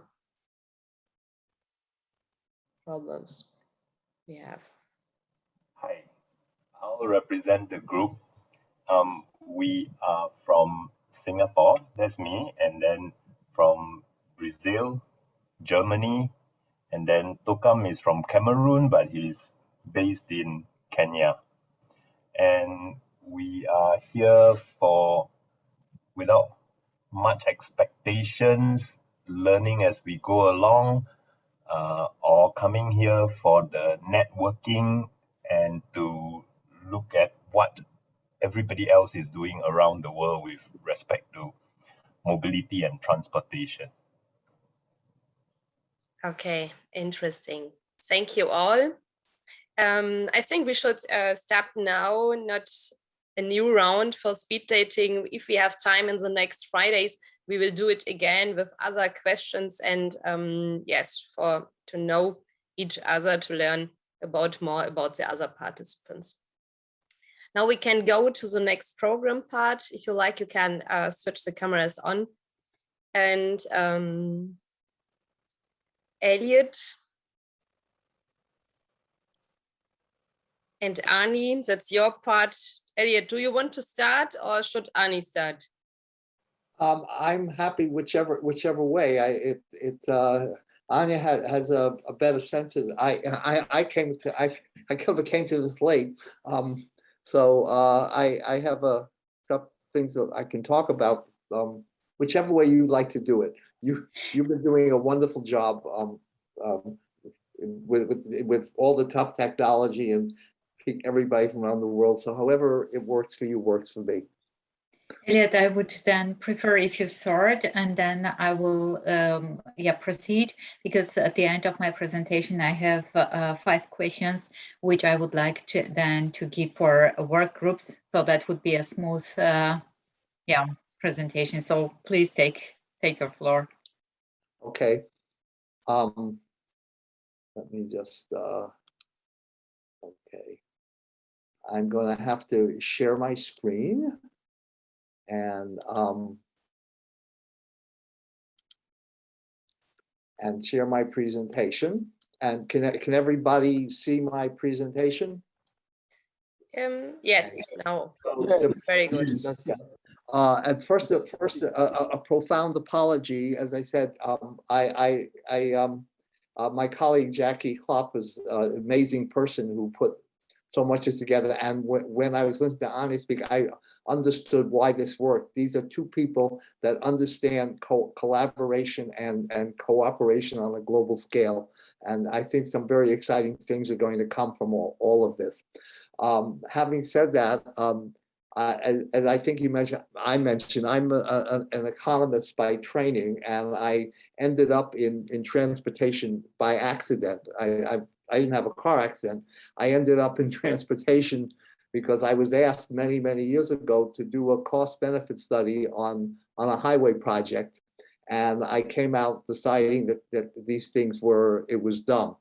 But long story short, what the thing I'm going to do is the issue I'm going to raise today is that mobility is often seen as a private service, but when we start to talk about essentially urban life, we're talking about a public good, and because it has both those qualities, it often becomes very difficult to deal with in terms of sustainability.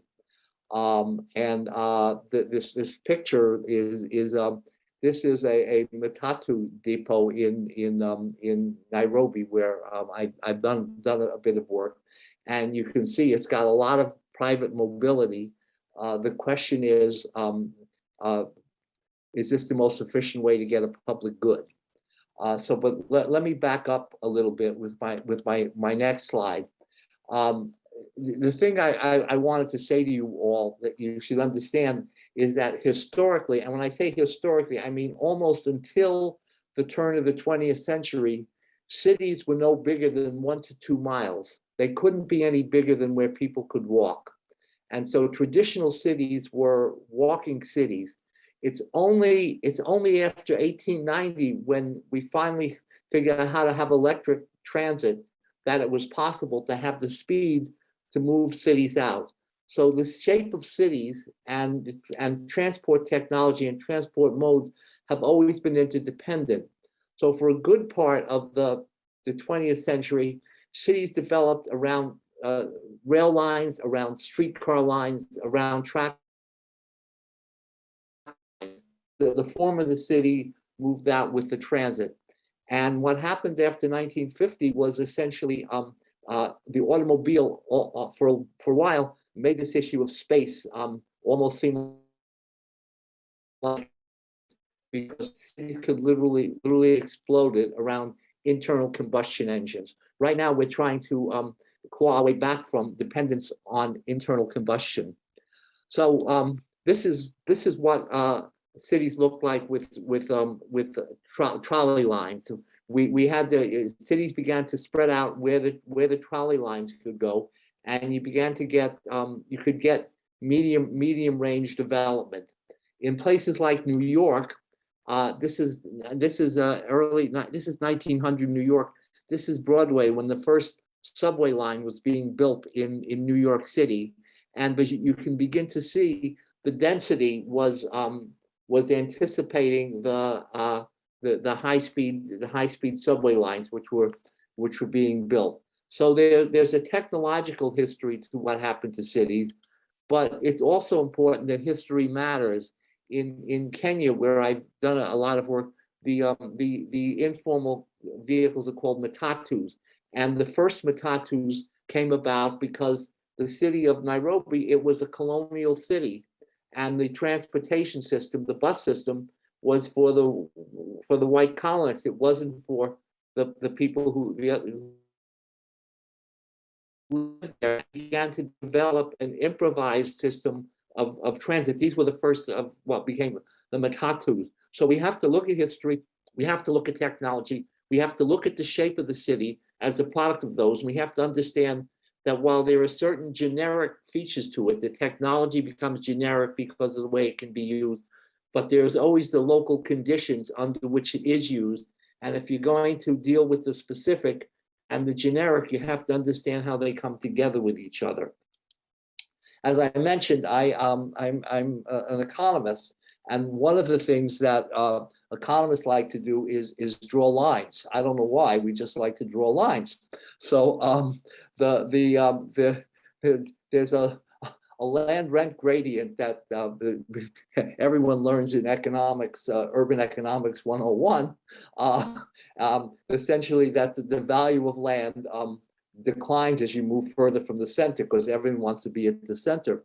So what I've done is I've drawn a number of lines. The first line, I said the walking city before 1890.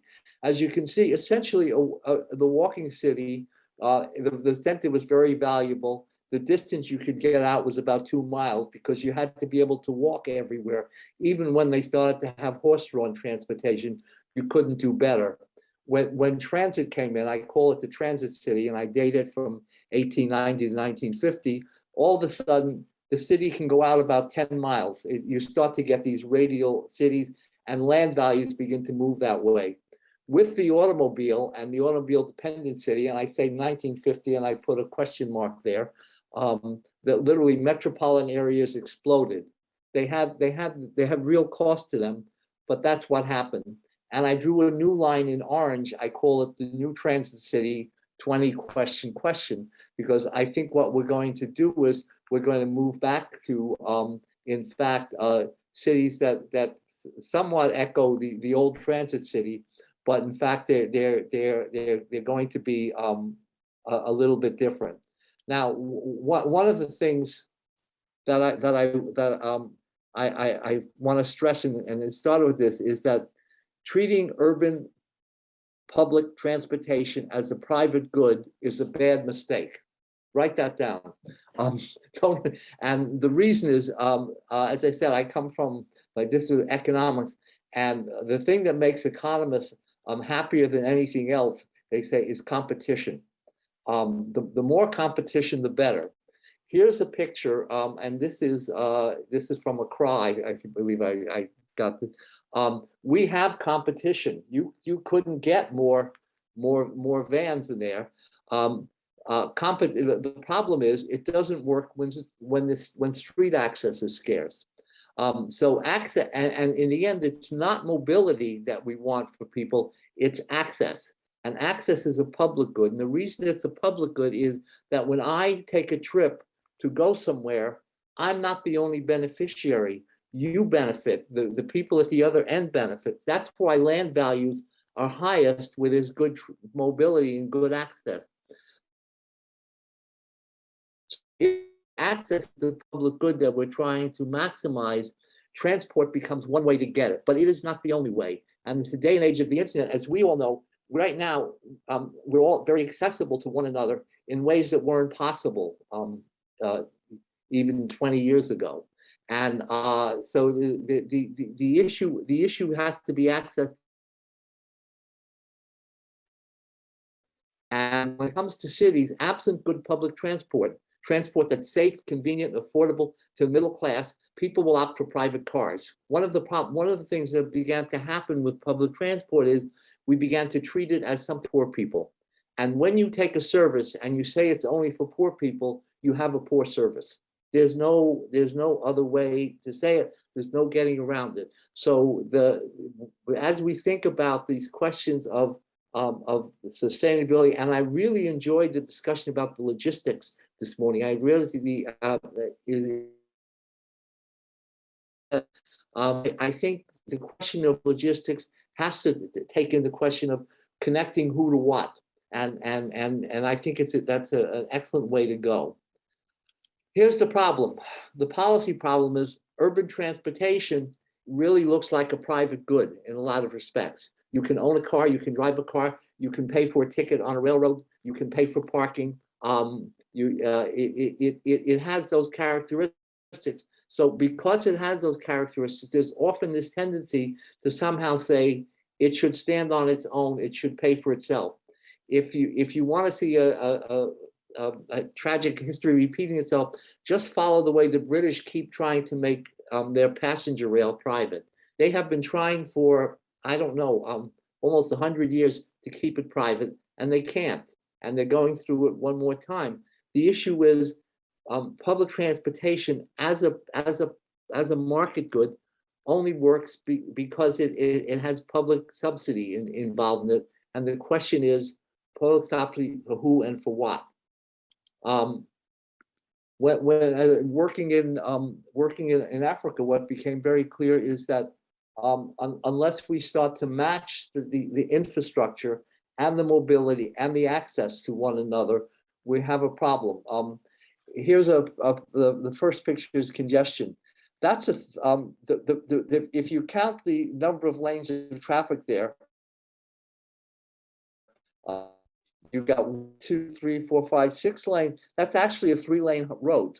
That's 3 lanes, and you've got 6 lanes of a car. Most of those vehicles are matatus. The next thing is you have a challenge of poor modal separation and questions of safety, and you end up with pollution. And if you leave it to the informal sector, it only works to the extent that each vehicle can cover its own cost. The problem with that is, as I said, is it becomes a weak system. So those are the problems that I would say that I would challenge you to think about. Now, this is a chart I wanted to show you. This is the average daily distance covered by a person. This is in kilometers, and the other is the urban GDP per person in thousands. I use US dollars, and taking cities in Western Europe, North America, Australia, New Zealand, and major Asian cities. And what you see is it becomes very interesting. In the car-dependent cities, essentially what begins to happen, you have to cover a lot of distance to earn the same amount of money as you do in cities that have good public transportation. If you look at the 2 clusters of the cities of the arrow, you can see that. So what I argue is we should be focusing on access, and we should be focusing on the notion that getting out of the sustainability problem is the challenge of that is going to be how we build the public finance systems to support good public systems of transportation. And the main point for me is cities are about people meeting and interacting with one another. And the ease of that access essentially is what makes cities work. The streets, the meetings, and a good saturation of transport. The bottom picture is I was at the control center at the Beijing subway system, and having a modern system that's coordinated and knowing where all the trains are at every moment and what's working those become critical in the cities that we're going to have in the 21st century. As I mentioned in my earlier presentation, we're talking about a world where we're going to have roughly 10 billion people mid-century. 7 billion of them will be living in urban places. If those urban places are going to work, if they're going to be sustainable, we're going to have to talk about land uses that essentially allow people not to travel. The best solution to a transportation problem is to not have to travel.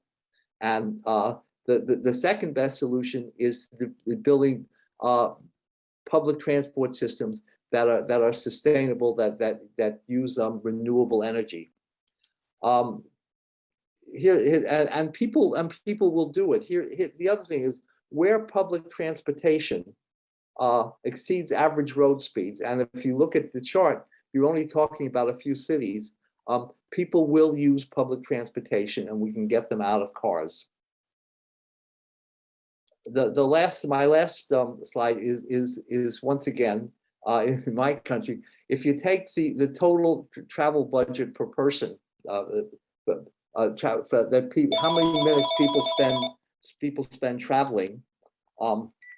What you find is that that where you have better job density, people essentially can spend a lot less time traveling, get a lot more done. The U.S. Essentially North America, you can see people spend a lot of time traveling and to do their jobs. And in places where you have good public transport, you get more productivity. So this is about productivity, and it's about sustainability, and it's about equity. These are, I'm sorry for the disjointed presentation. I only found out I was doing this 5 minutes ago, no, literally 2 days ago. And I'm happy to talk more about these things, but these are the issues that I want to deal with. The whole issue is, how do you interface transport and land use, and who are you trying to serve, and how do you do that in a sustainable way? That's it. So I'll turn the screen back. Thank you, Elliot. Yeah, Annie, you want to? Yeah, thank you, Elliot, very much for a very interesting presentation. What I wanted to say, I was following the chat, what is being written there, and I thought it's interesting because my question would be going exactly to the same direction. So Stefan is asking, do we have the option of not traveling? And also coming to this question, Gabriel is asking, can you explain more about the no need to travel option?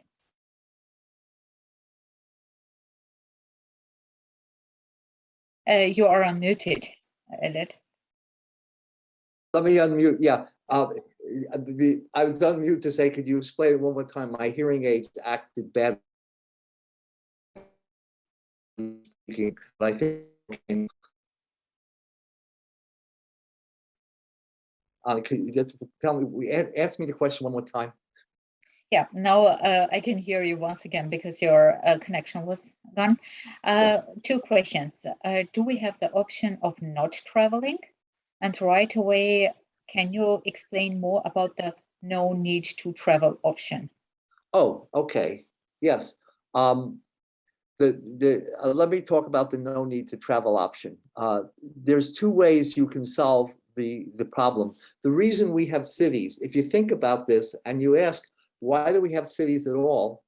What I've always taught students is that cities are a solution to a transportation problem. The reason we have cities is not to travel. Cities become ways to co-locate activities, to co-locate people. And that when we can co-locate, transport becomes the default option.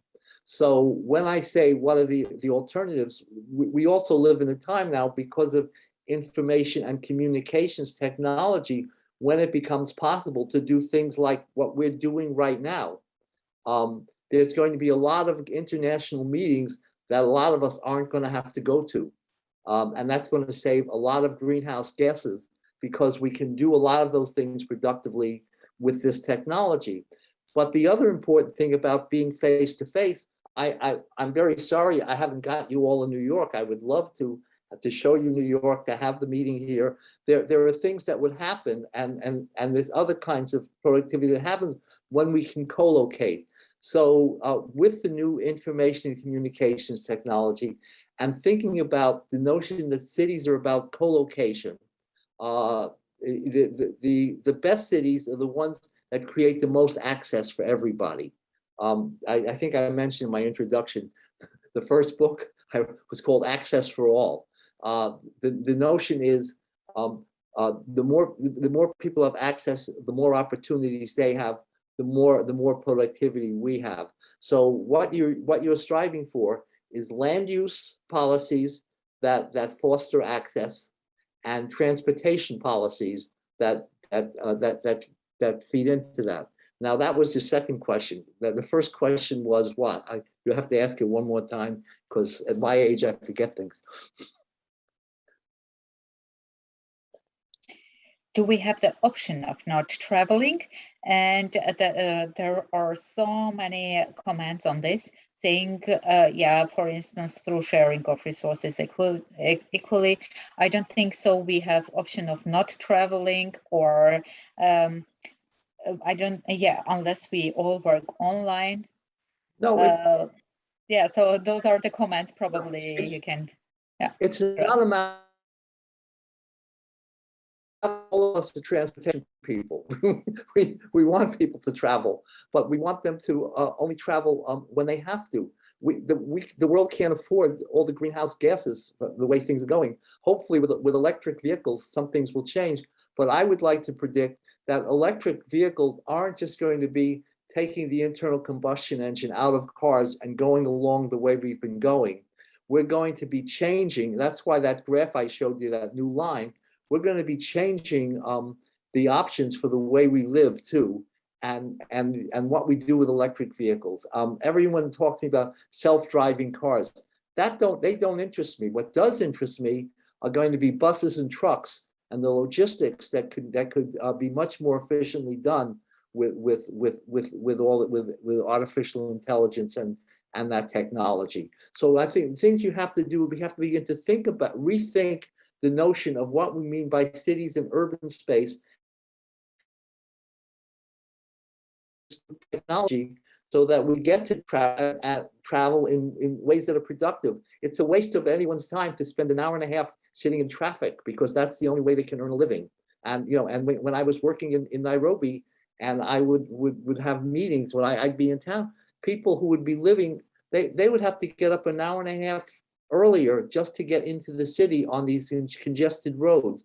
That's not what we want. We don't need more roads. What we need to do is figure out how to co-locate people, co-locate activities when we can, and when we have to travel, how to do that in sustainable ways. And as I said, it's not either or. It's a question of rethinking what we mean by cities, and understanding that cities have always been driven by what the technology of transportation and communications were about. And we have to be ahead of the curve on that. Elliot, I have two more questions for you. It seems really very interesting conversation, because questions are coming in and coming in.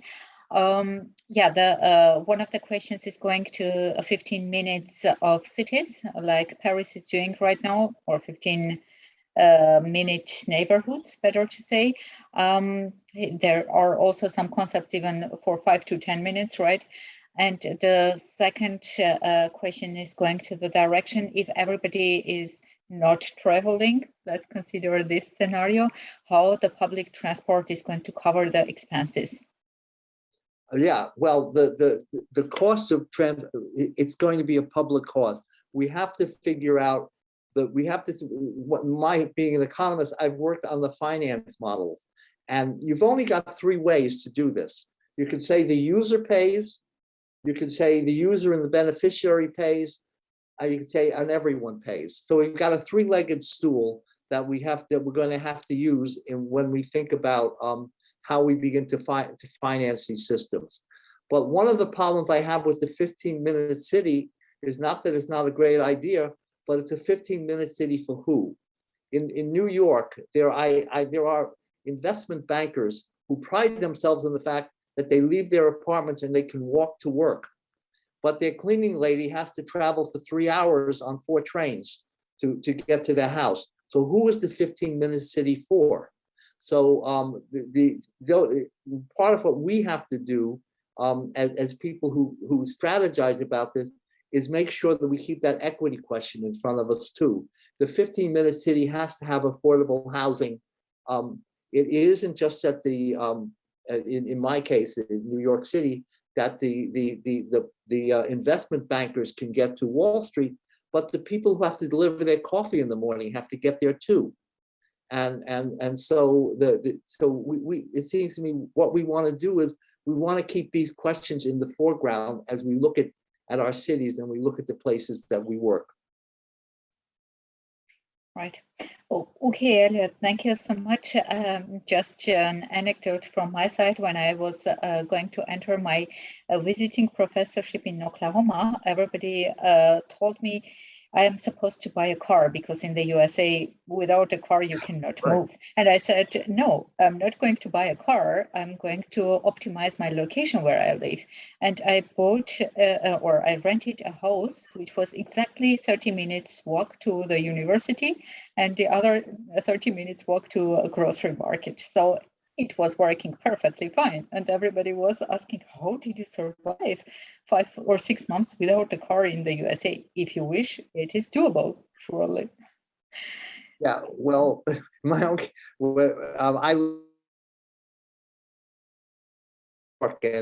but when we moved here, my wife was insistent that wherever we lived had to be a 5-minute walk to the train. Yeah. And that makes it work. But the point is, we were able to make those choices. The point is to make those choices more widely available. I don't know if my connection failed, but to make, in other words, the goal is to think about making those choices more widely available. When we look at the city, in the cities in Africa, and Festival will probably talk about this more than I know more than I do, but we really have to talk about how we begin to rethink the use of space, where housing can go, who can walk, who has to travel, how to make that work, and we have to talk about public investments in making that infrastructure work. You can't have the kind of congestion that I was seeing when I was working in Nairobi. Those are not the kinds of things that we're not going to make it out of this century if we don't solve that problem. Mm-hmm. All Yeah, of us. absolutely. That's true. That's true. So there are so many interesting questions, Elliot, coming to you, and I would suggest, so that we don't use the time, I don't want to ignore anybody's question, but we can take this question without delay, right? And we can distribute this either to Elliot or to myself, and then we can discuss during the working groups these questions, if it's fine. I just want to pick on, Azam asked a question. He said, it's not feasible for government to subsidize the whole transportation system. It's a question of, we pay one way or the other. We either pay as taxpayers or we're going to pay as users. So the question is, what is it what's the transportation system we want? And then how do we deal with an equitable way to pay for it? How do we say that there's a piece that should be paid by the users, but the heavy infrastructure has to be paid for by government? Even the informal matatus, the vans, they run on public roads, and that needs to be paid for and made to work. So I would end with a quote from John Maynard Keynes, economist with influence on my work.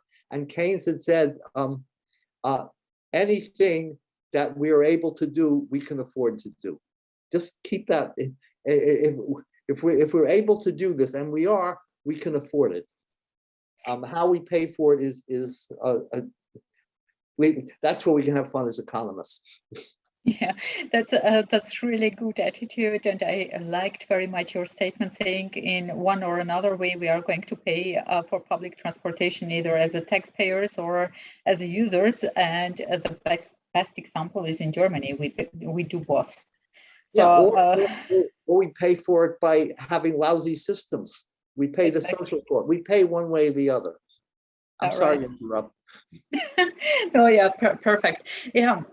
I mean, it's not perfect that we do that, but well, okay. So I would suggest that we go for a break. That's what Dilek said to us, right? Because the discussion is getting very warm, and I like it a lot. But we need to cool down ourselves for a moment. Say 5 p.m. would it work? It's exactly 12 minutes. And we can start with my presentation, and I will take, Elliot, your statement going into more logistics and supply chains part, because this is going to be our next session. So the students are a little bit prepared for input of the external stakeholders for the next time. And I will also give some questions. Dilek, probably you can then make a random distribution of working groups, and then we can take it from there, if it's okay with you. Okay, so enjoy your coffee or whatever, and then we will meet in 11 minutes. I think it should be well seen. My presentation now, and I will take it from there. So what I have called, or the title of my presentation is Smart and Sustainable Urban Systems. And I have already talked about the biophysical systems and how the people and human beings are deteriorating our Earth planet, and why are we considered with these 4 pillars or sessions we are going to deal with in details during our winter school. And therefore we will take it from there and go at this moment with sustainable urban systems. So the agenda of this talk I will start with some theoretical background saying what is a sustainable urban system, what are smart cities, and also the supply chain governance, how these two might be related to each other. So basically giving you an overview of all 4 sessions we will be dealing with. And then I will talk about the transformation towards smart and sustainable urban systems.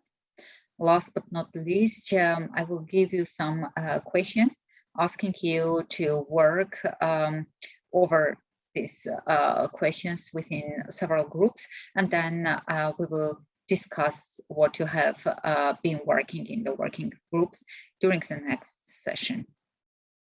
So let's start with sustainable urban areas. So as Elliot also mentioned, why do we consider cities as most unsustainable or having the most sustainability potential for transformation? Over 62% of the world population is going to live in the cities by 2050, which is obviously increasing the energy use. Here you see that the urban population started to increase from 8.4% from 1950s towards almost 63% by 2015. That means that actually urban infrastructures account for 70% of the global energy use. And hence, having said that, cities account for approximately 37 to 49% of greenhouse gas emissions. It's not a big secret, but what is an interesting secret is the table you see here. This is coming from Oxford Economics Global. What is here interesting? You see, firstly, the emerging cities, say in China or Africa, small urban areas, which are basically in middle parts of Europe. We have established cities, and with established cities, we talk about very typically European or the US American cities. And we have also global mega cities, which are, for instance, Moscow, Tokyo, New York. What is interesting about this, we have the project-based case emissions growth from 2012 to 2030. And we see basically that emerging cities are going to have the highest increase of CO2 with 3,200 megatons of CO2. In contrary, the established cities will have only a very less increase or projected increase of 390 megatons of CO2 emissions.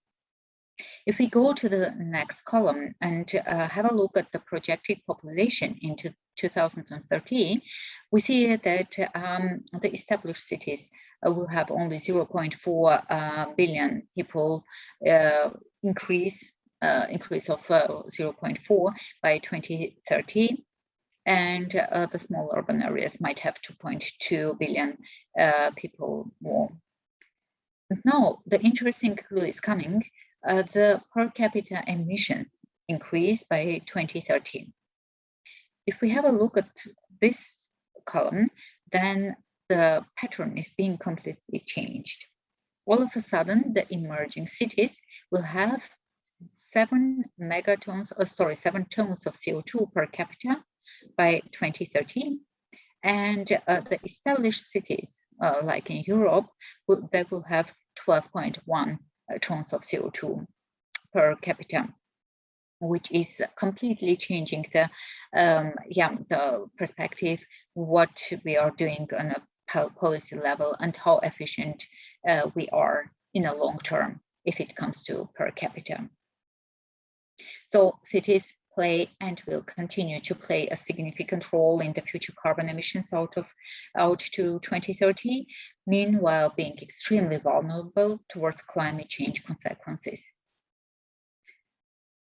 So therefore, urban climate is very important to consider, either for traffic emissions or for human health or whatever you might consider. The most important features of urban climate include the changes in radiation balance in urban and air and surface temperatures. Therefore, also we are witnessing high temperatures in the cities in comparison to the rural areas. Therefore, we speak of urban heat island effects. We have lower atmospheric exchange and higher degree of atmospheric turbidity in urban areas comparison to the rural surroundings. So let's have a look at the urban heat island effect. That means set high temperatures over urban areas in comparison to the rural areas. So basically we are witnessing between 1 to 5 Kelvin temperature differences, or we call it urban heat island intensity. The absolute maximum urban heat island intensity has been recorded in Tokyo of 13 Kelvin. Just imagine 13 Kelvin, it's a huge number of difference of air temperature. And this video I have taken as a model which we have done with a city FFD model, which is a semi-Lagrangian model of downtown of Montreal, to show how the urban plume is working and how the temperature increase might be seen during or within the street canyons, where we basically have firstly urban residential heat coming from normal households, but also basically traffic. So you see here very nicely, or not nicely, how the temperature increase is happening when the wind is coming from one or to another side. So this brings me to the definition of urban areas. We have basically two kind of definitions. The first one is a quantitative one. The urban areas are actually those in which the human population reaches or exceeds densities of 186 people per square kilometers. Is it a good definition of urban system? I would say not really. It's tangible, yes, but it's not defining the urban system. Rather, the qualitative definition is more reliable one. Urban ecosystems comprise suburban and hinterland areas linked by corridors of transportation or utilities and affect the urban core. So here we are talking not about the geographical boundary of an urban area or a city, but rather we are talking about the urban functionality. That means that actually instead of speaking of cities, I prefer to speak about the urban systems. A sustainable urban area, what is it then? We should define this. A sustainable city is using the opportunities of the current trends like digitization or sustainable finance or clean energy, as well as innovative transport and mobility patterns, therefore providing options for inhabitants, or as Elliot says, makes the mobility accessible, making more environmentally friendly choices, and it boosts sustainable economic growth, enabling cities to improve their service delivery. And this is very important thing, which also we could listen from Elliot's presentation. As well as we have also heard, it's quite intuitive, and I think it was also the history of development of urban areas, that the most sustainable settlement typology is the compact city, which is actually the majority of urbanists and architects and territorial planners agree upon. Here, I would like to show you this simulation on Las Vegas, starting from 1972. It was such a small city, and now have a look at the expansion of the city. Only within a couple of years, say within 15 to 20 years, it expanded enormously. Therefore, here we do not speak anymore about the compact city, but rather urban sprawl. So this shows perfectly the development of a American city from Landsat of NASA. This brings me to a question: why is actually an eco-compact city more sustainable than a sprawl city? I have taken 6 reasons for this. Firstly, it consumes surely less territory, and we know that land use, as Elliot showed perfectly, the land value was had a logarithmic curve. So it allows, as well as for correct density, it allows small retail to be on street and on square, like a very typical German or French markets, which is a very nice culture. It maximizes investments, allows the creation of an efficient network of public utilities, and this is very important. Transport, in order transport to be efficient, we need also this critical density. It allows the creation of efficient public transit systems, thinking of also connections with rural areas. You see here a very interesting figure coming from a European Union's Eco-Compact City organization. They have actually calculated or taken different kind of cities worldwide, starting from Houston, Chicago, San Francisco, Toronto, but also going to Europe and some other cities in Russia, Hong Kong here. And basically the red and blue are highlighted cities, or Modena and San Sebastian from Spain, because the project was coming from Spanish institutions. What you see here is actually that the exponential curve saying that the higher the density is inhabitants per hectare, the less oil consumption will be used or takes place. And this is the very first curve showing with digits and tangible graphics how important for energy utilization the correct density of a compact city might be. So this brings me to the second point, and here I have highlighted as well the technologies and named it smart cities. But smart city is never as smart as if it's not sustainable as well. So what is a smart city? Here you see the definition of a smart city in a very, very technical way. So basically we see here the various kinds of data, their integration platforms, display dashboards, as well as the connectors of data on these platforms, the controllers and interactions between the built and unbuilt environment, as well as their applications within different kinds of infrastructure-based sectors like energy, transport, water, and waste. We call them the hard domains of smart cities. So we have here technology types being used in smart cities like big data, Internet of Things, artificial intelligence such as robotics or machine learning techniques like implemented in self-driving systems.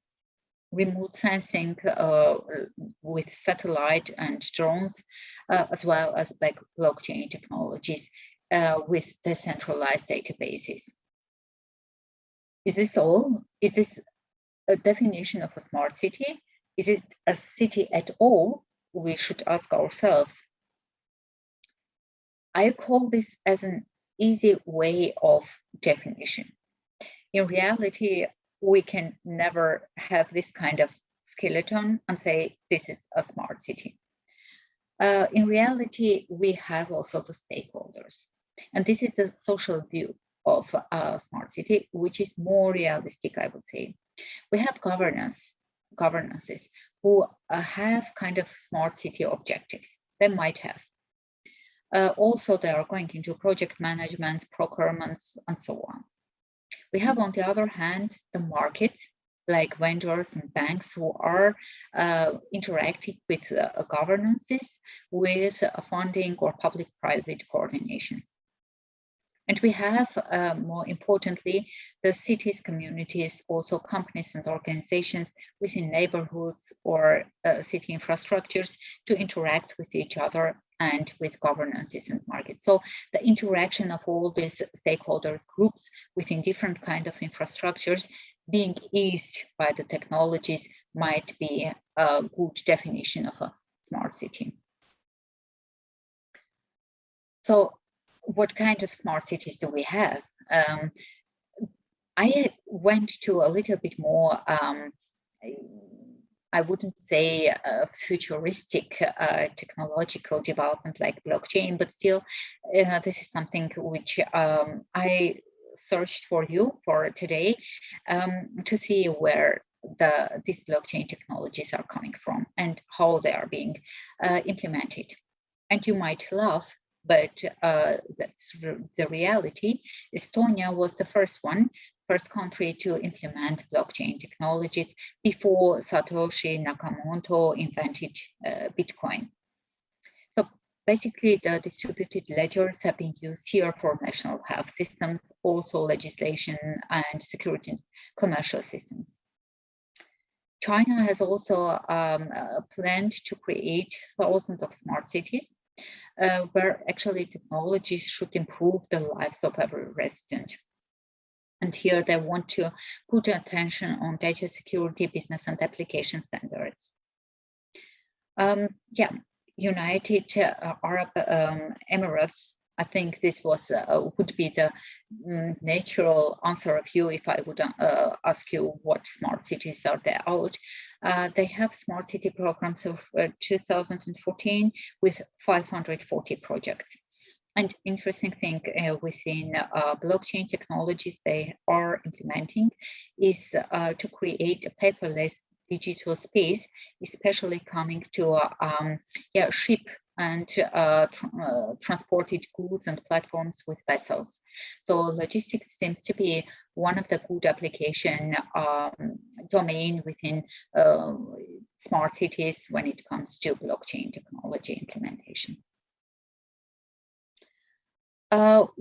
Beyond the technology, we have surely the social impacts and social factors related to the quality of life of city inhabitants, like health, work, and education.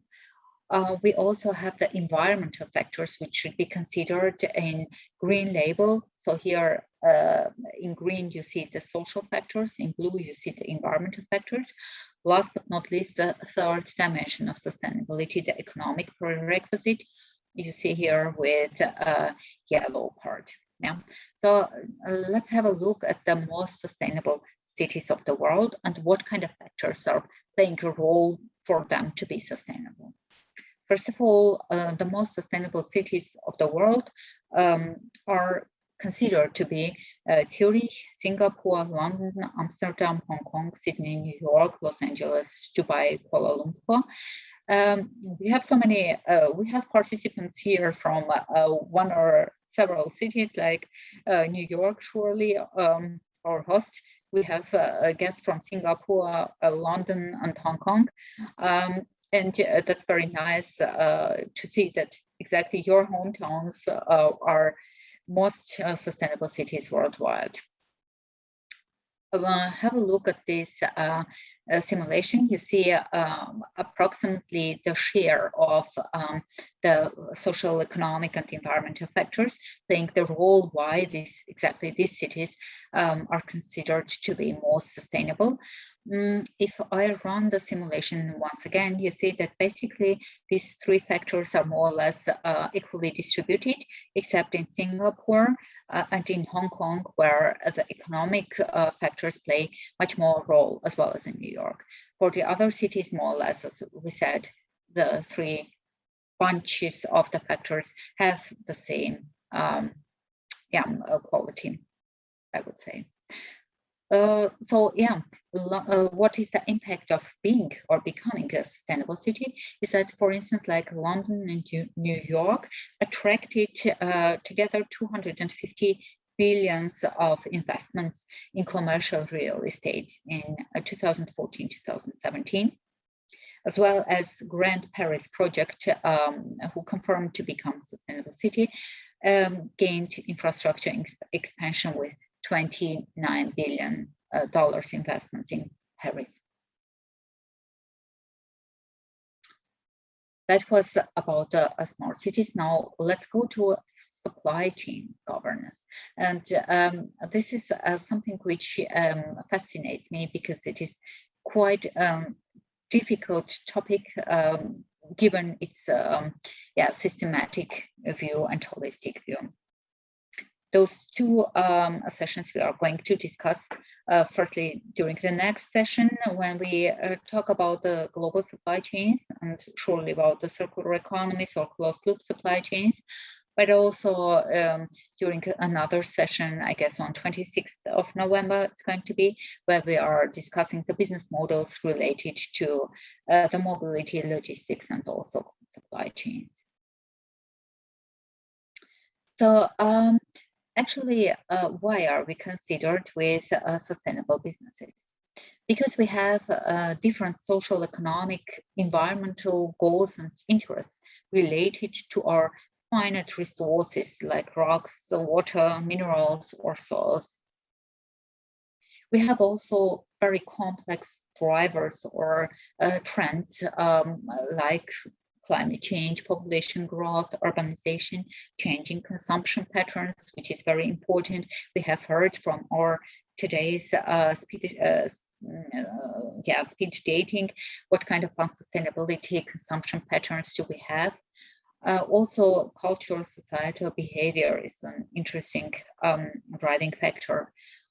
We have, on the other hand, the COVID-19, which shows us that the global supply chains are being deteriorated and more we are moving towards regional supplies.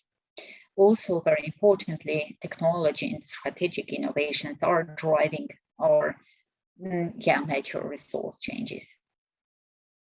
Therefore, it is important that the industries must adapt their mindset and culture in decision-making process in order to drive the holistic 360 perspective transformation through industrial symbiosis. And this is an important thing because when we talk about sustainable businesses, we are talking only about the corporate social responsibility or CO2 decrease.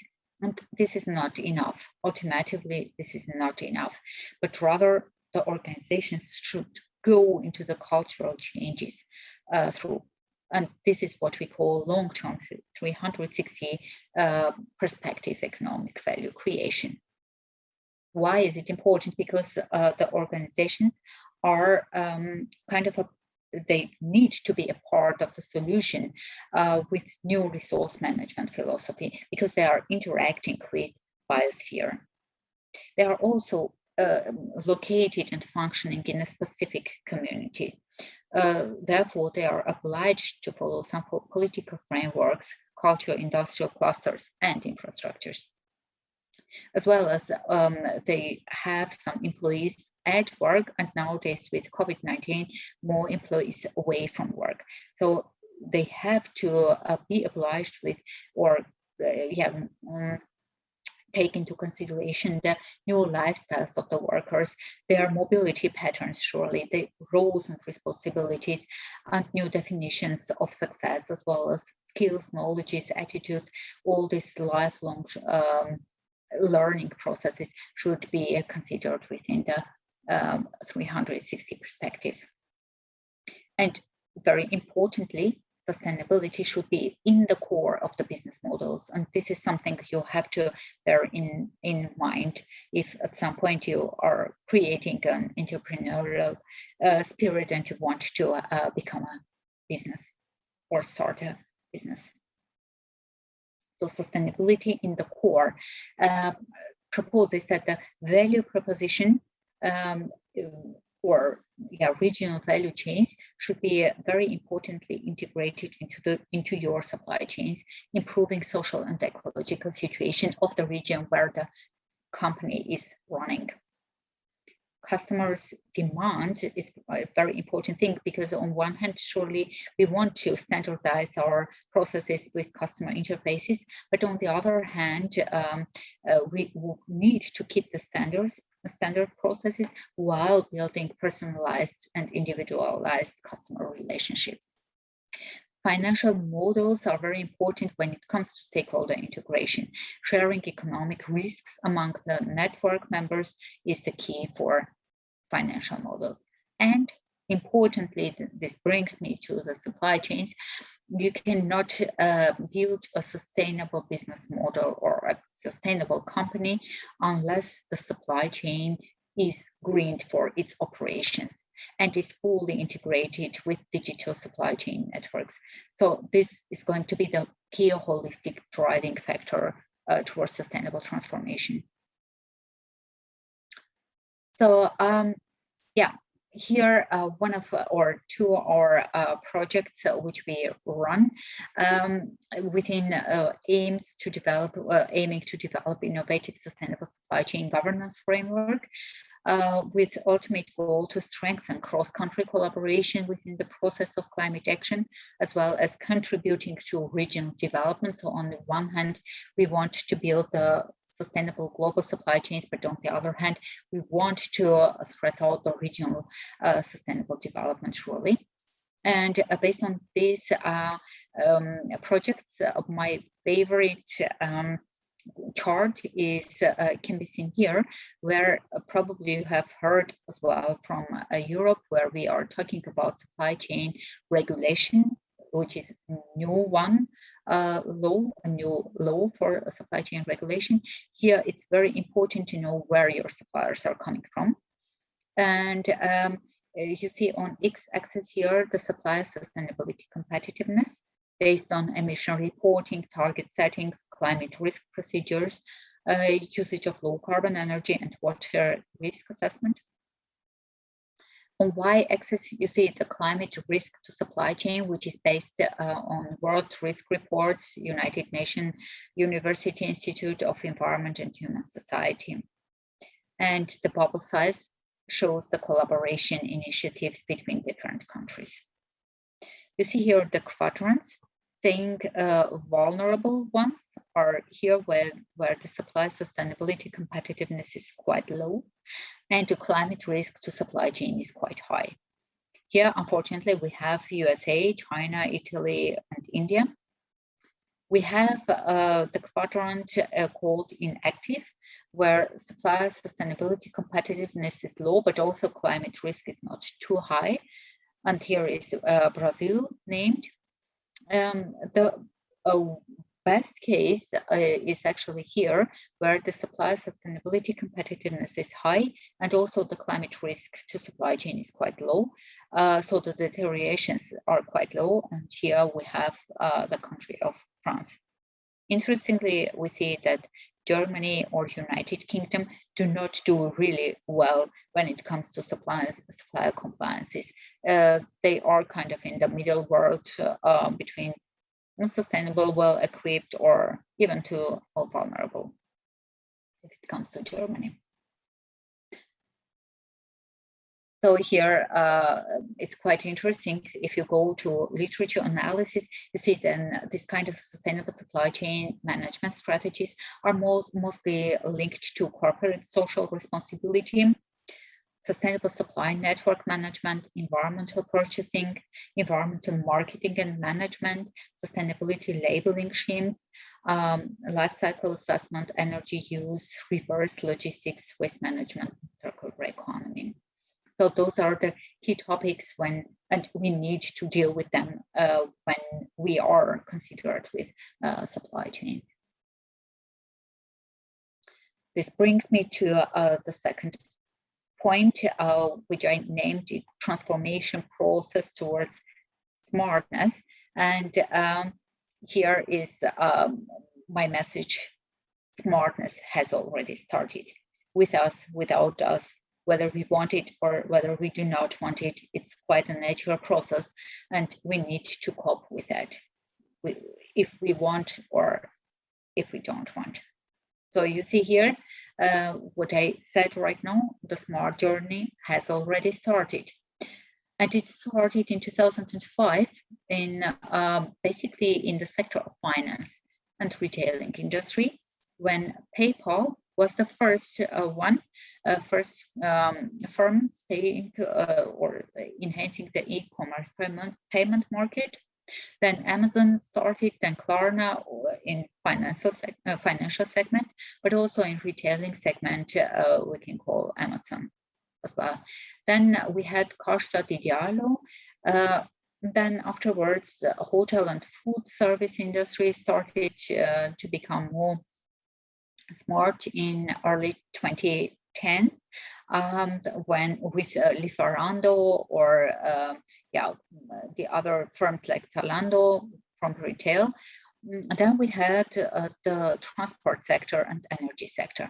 The transport sector started with mobility as a service opportunities. So they like Daimler or the other big car industries, they start to sell not a product like a car, but rather a service like Car2Go or a Drive Now or Uber, where you buy the mobility as a service or share several cars with each other. With energy and households, we have here the energy utility of RWE, who started in early 2011 with smart home products. And then we had relatively later the merging of transport and energy with a perfect example of Tesla, but also E.ON. So this journey has already started. We have the trends here, which are driving the transformation to smartness. And we have also the influencing factors on urban economy, like urban sensors, sensoric systems, high-level connectivity, which is important for autonomous driving, decentralized energy production, as well as open data or 3D printing. Just imagine if you are not transporting the goods, but rather printing them at the place where the demand is high. And we have also human-computer interaction, which is very important for governmental or participative governance structures as well. Now I have a question to you. And please take your, again, Mentimeter.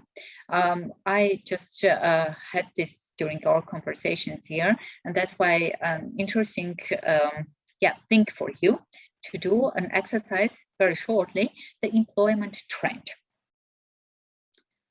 You can scan the QR code, you know this, and my question here is, which sectors will face the largest decrease in employment due to digitization in, we can call it in Germany, but wherever you need.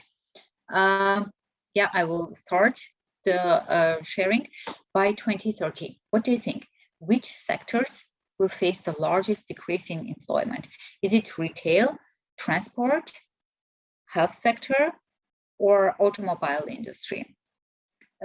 So I will go to, I will stop here sharing and go to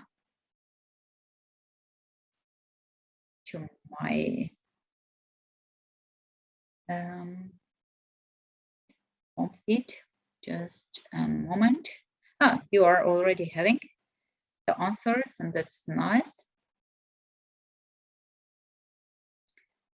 Which sectors will face the largest decrease in employment due to digitization by 2030?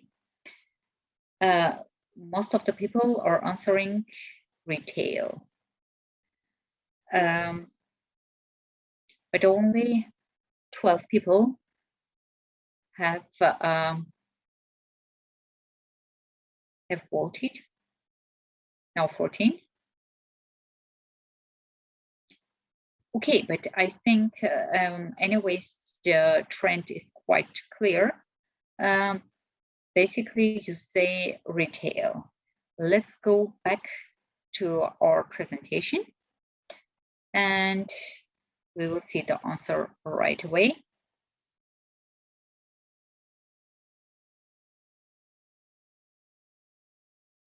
And it's indeed retail.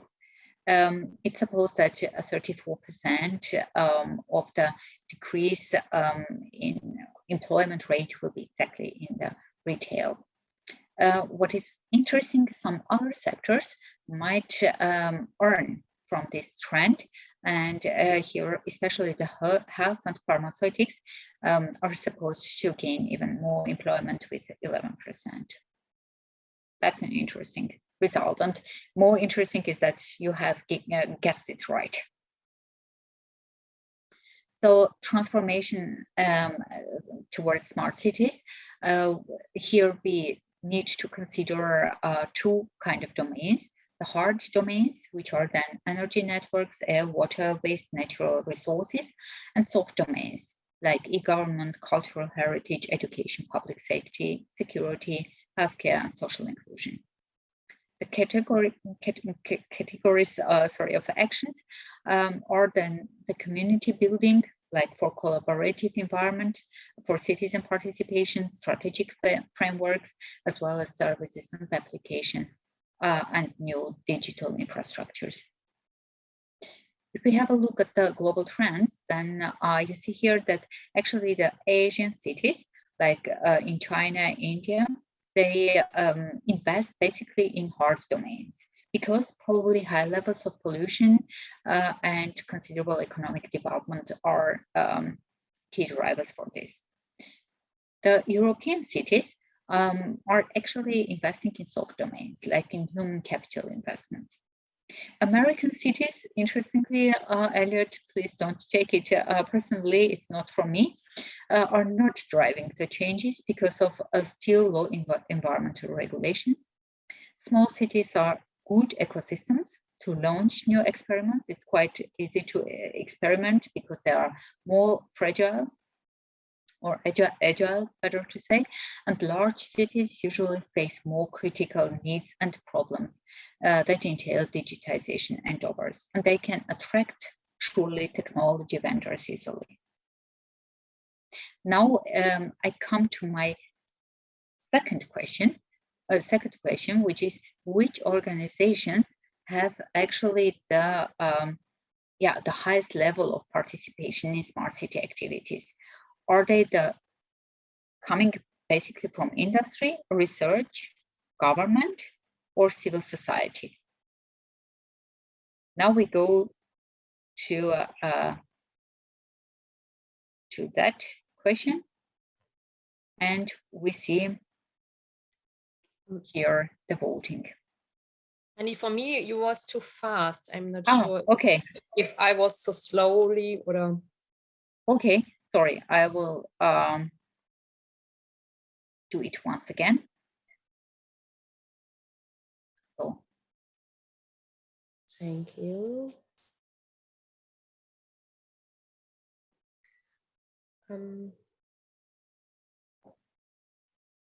But I have the same question like before. I don't know if the others have. Yeah, me too. You too. Sorry. It is the same survey. Okay, okay, I need to change.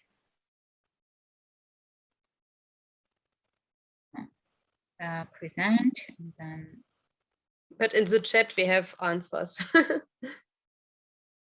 You don't see it, yeah? Which organization have the highest level of participation? No. Oh, there is something coming.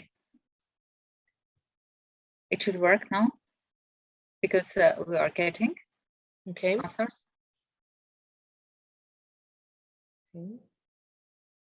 Yeah, there are lots of answers. Okay. I can share it with you. So, industry, research, government. Okay, so basically the answers are from industry. Okay, so I will share now my answer, and it is indeed industry. That's true. So again, the guess has been correct. And we see here that actually the most sustainable cities like Amsterdam, Barcelona, Helsinki, and Vienna, they have done a very intensive research, seeing or analyzing where these innovations are coming from. And basically it was really the lion part from industry, then a little bit from research as the second one, and then the third one from government. So again, we see that very important is that three kind of stakeholders within the triangle are working together. And now I'm coming to the very last part, and then we will be done for today. Some questions for you to answer. And by the way, I will give you my questions, and then I will be happy to take your questions when it comes to my presentation shortly. So the questions are related to new delivery methods and business operating models for the green last mile. So I will just jump to the questions. These are the questions I thought might be very interesting, and I have adopted those based on your expectations and our speed dating, which you have said would be interesting for you to learn. And interestingly, it would be also interesting for us to learn. And that's why these questions. I have identified 5 questions which might be very interesting.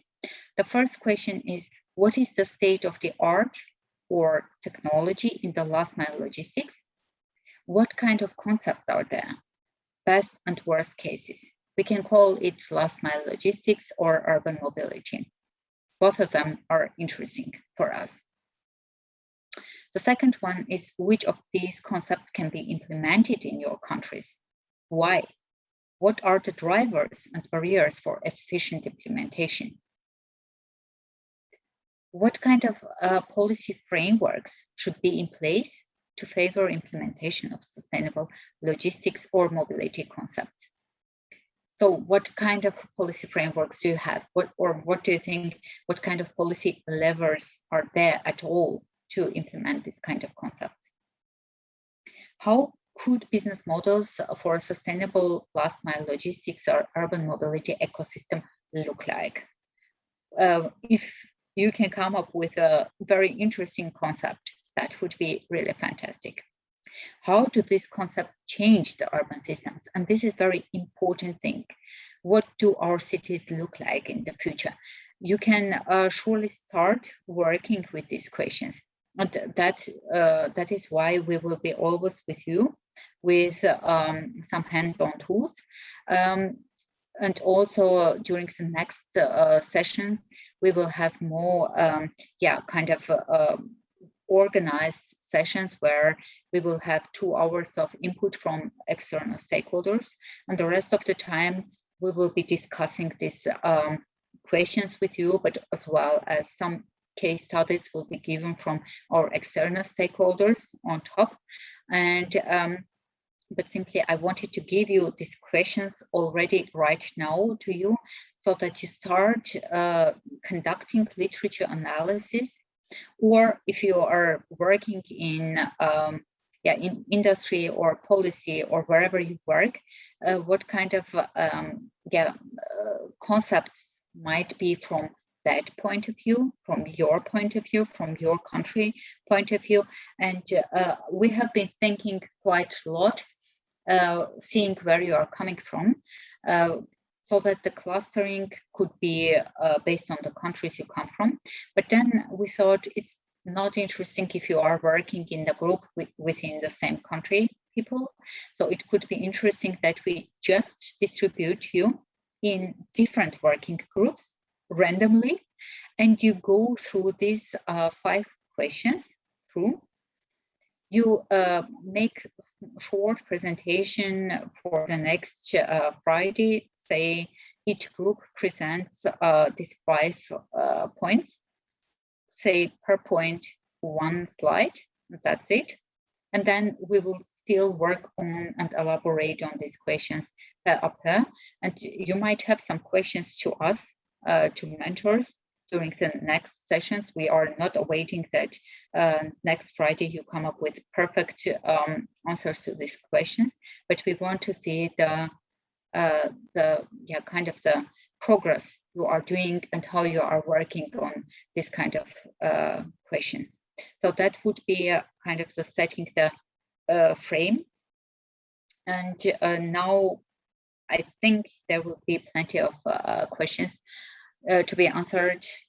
Go ahead with the questions you might have. I couldn't follow in the chart, obviously, what has been written there. I will stop sharing.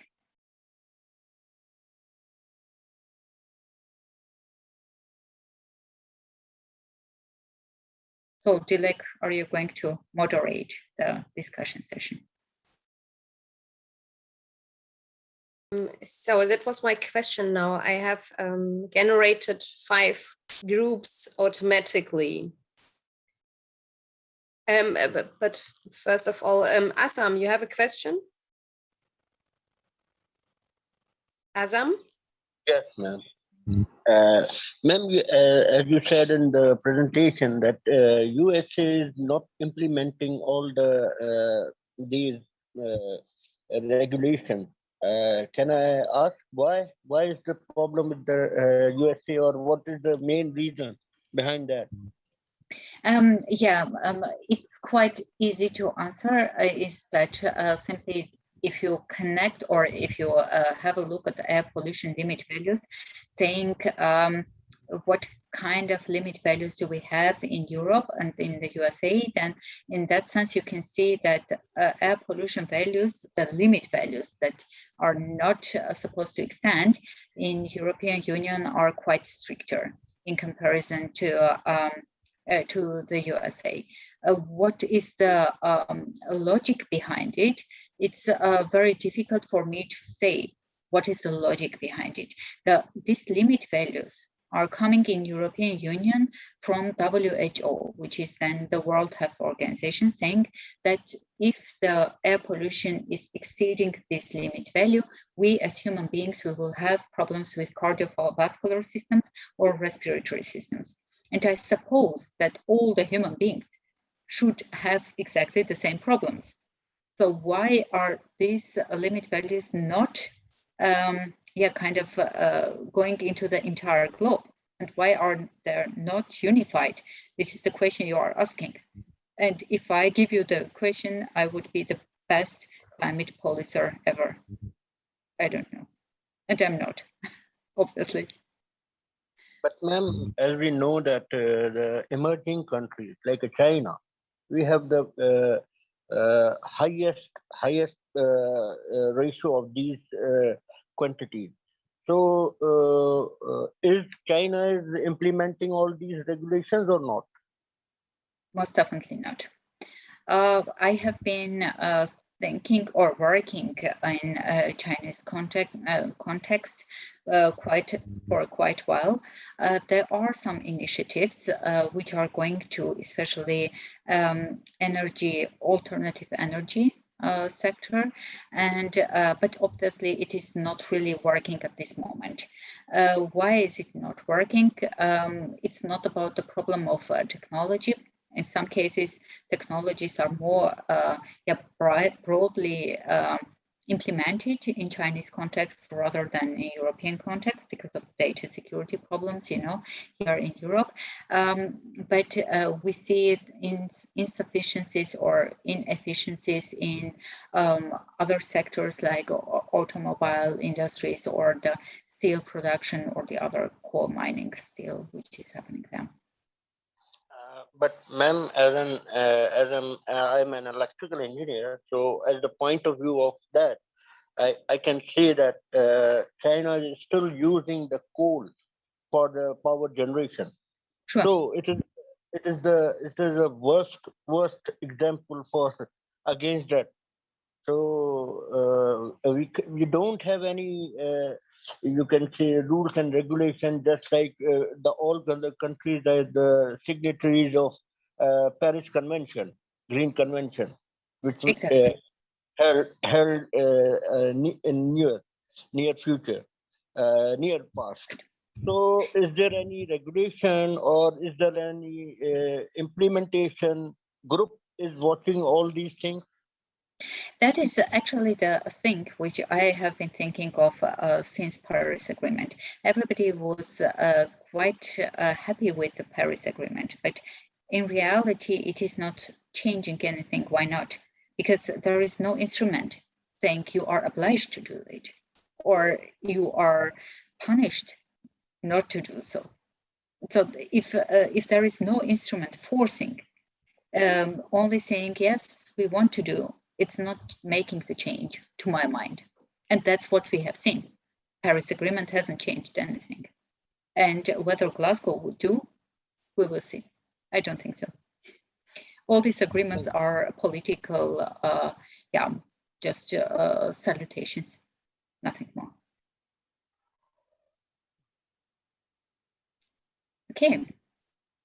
Any other questions?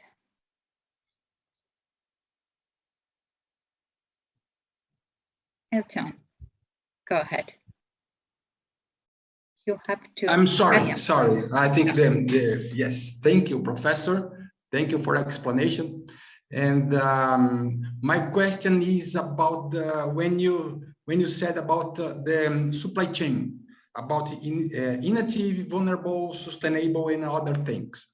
When you put in Brazil in inactive, my question is when or how long lasted this study? How could you or the study could reach in this point of the Brazil is initiative?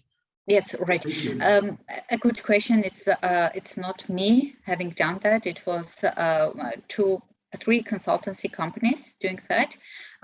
Roland Berger, McKinsey, Deloitte, and they have done this study based on 10 years estimation. By the way, the question is very good because it ended before COVID started. And it would be really very interesting to extend the study beyond COVID. Indeed, very good question. So it's not me having put this study together. Yes, I see. Thank you. Because it's here in Brazil, we are experiencing a bad mood, a bad time for this thing. So if this consultant would be another study, maybe this thing will change a little bit. Thank you very much. Indeed, we are living in dynamic world, indeed, and that's why I'm trying always to get the latest studies. But obviously, during COVID times, there was no global study done on this. Yes. Thank you, Professor. Thank you. Thank you, Elton. And you are from Brazil, may I ask you? Oh yes, I'm from Brazil. I'm living here in São Paulo, and there is I would be glad to answer these questions for the next time about my city. Perfect. Thank you. Thank you so much. Thank you. Okay. I created automatically 5 groups. I will share my screen. If someone says no, we should switch or change, please feel free and say it now. Otherwise, the groups are created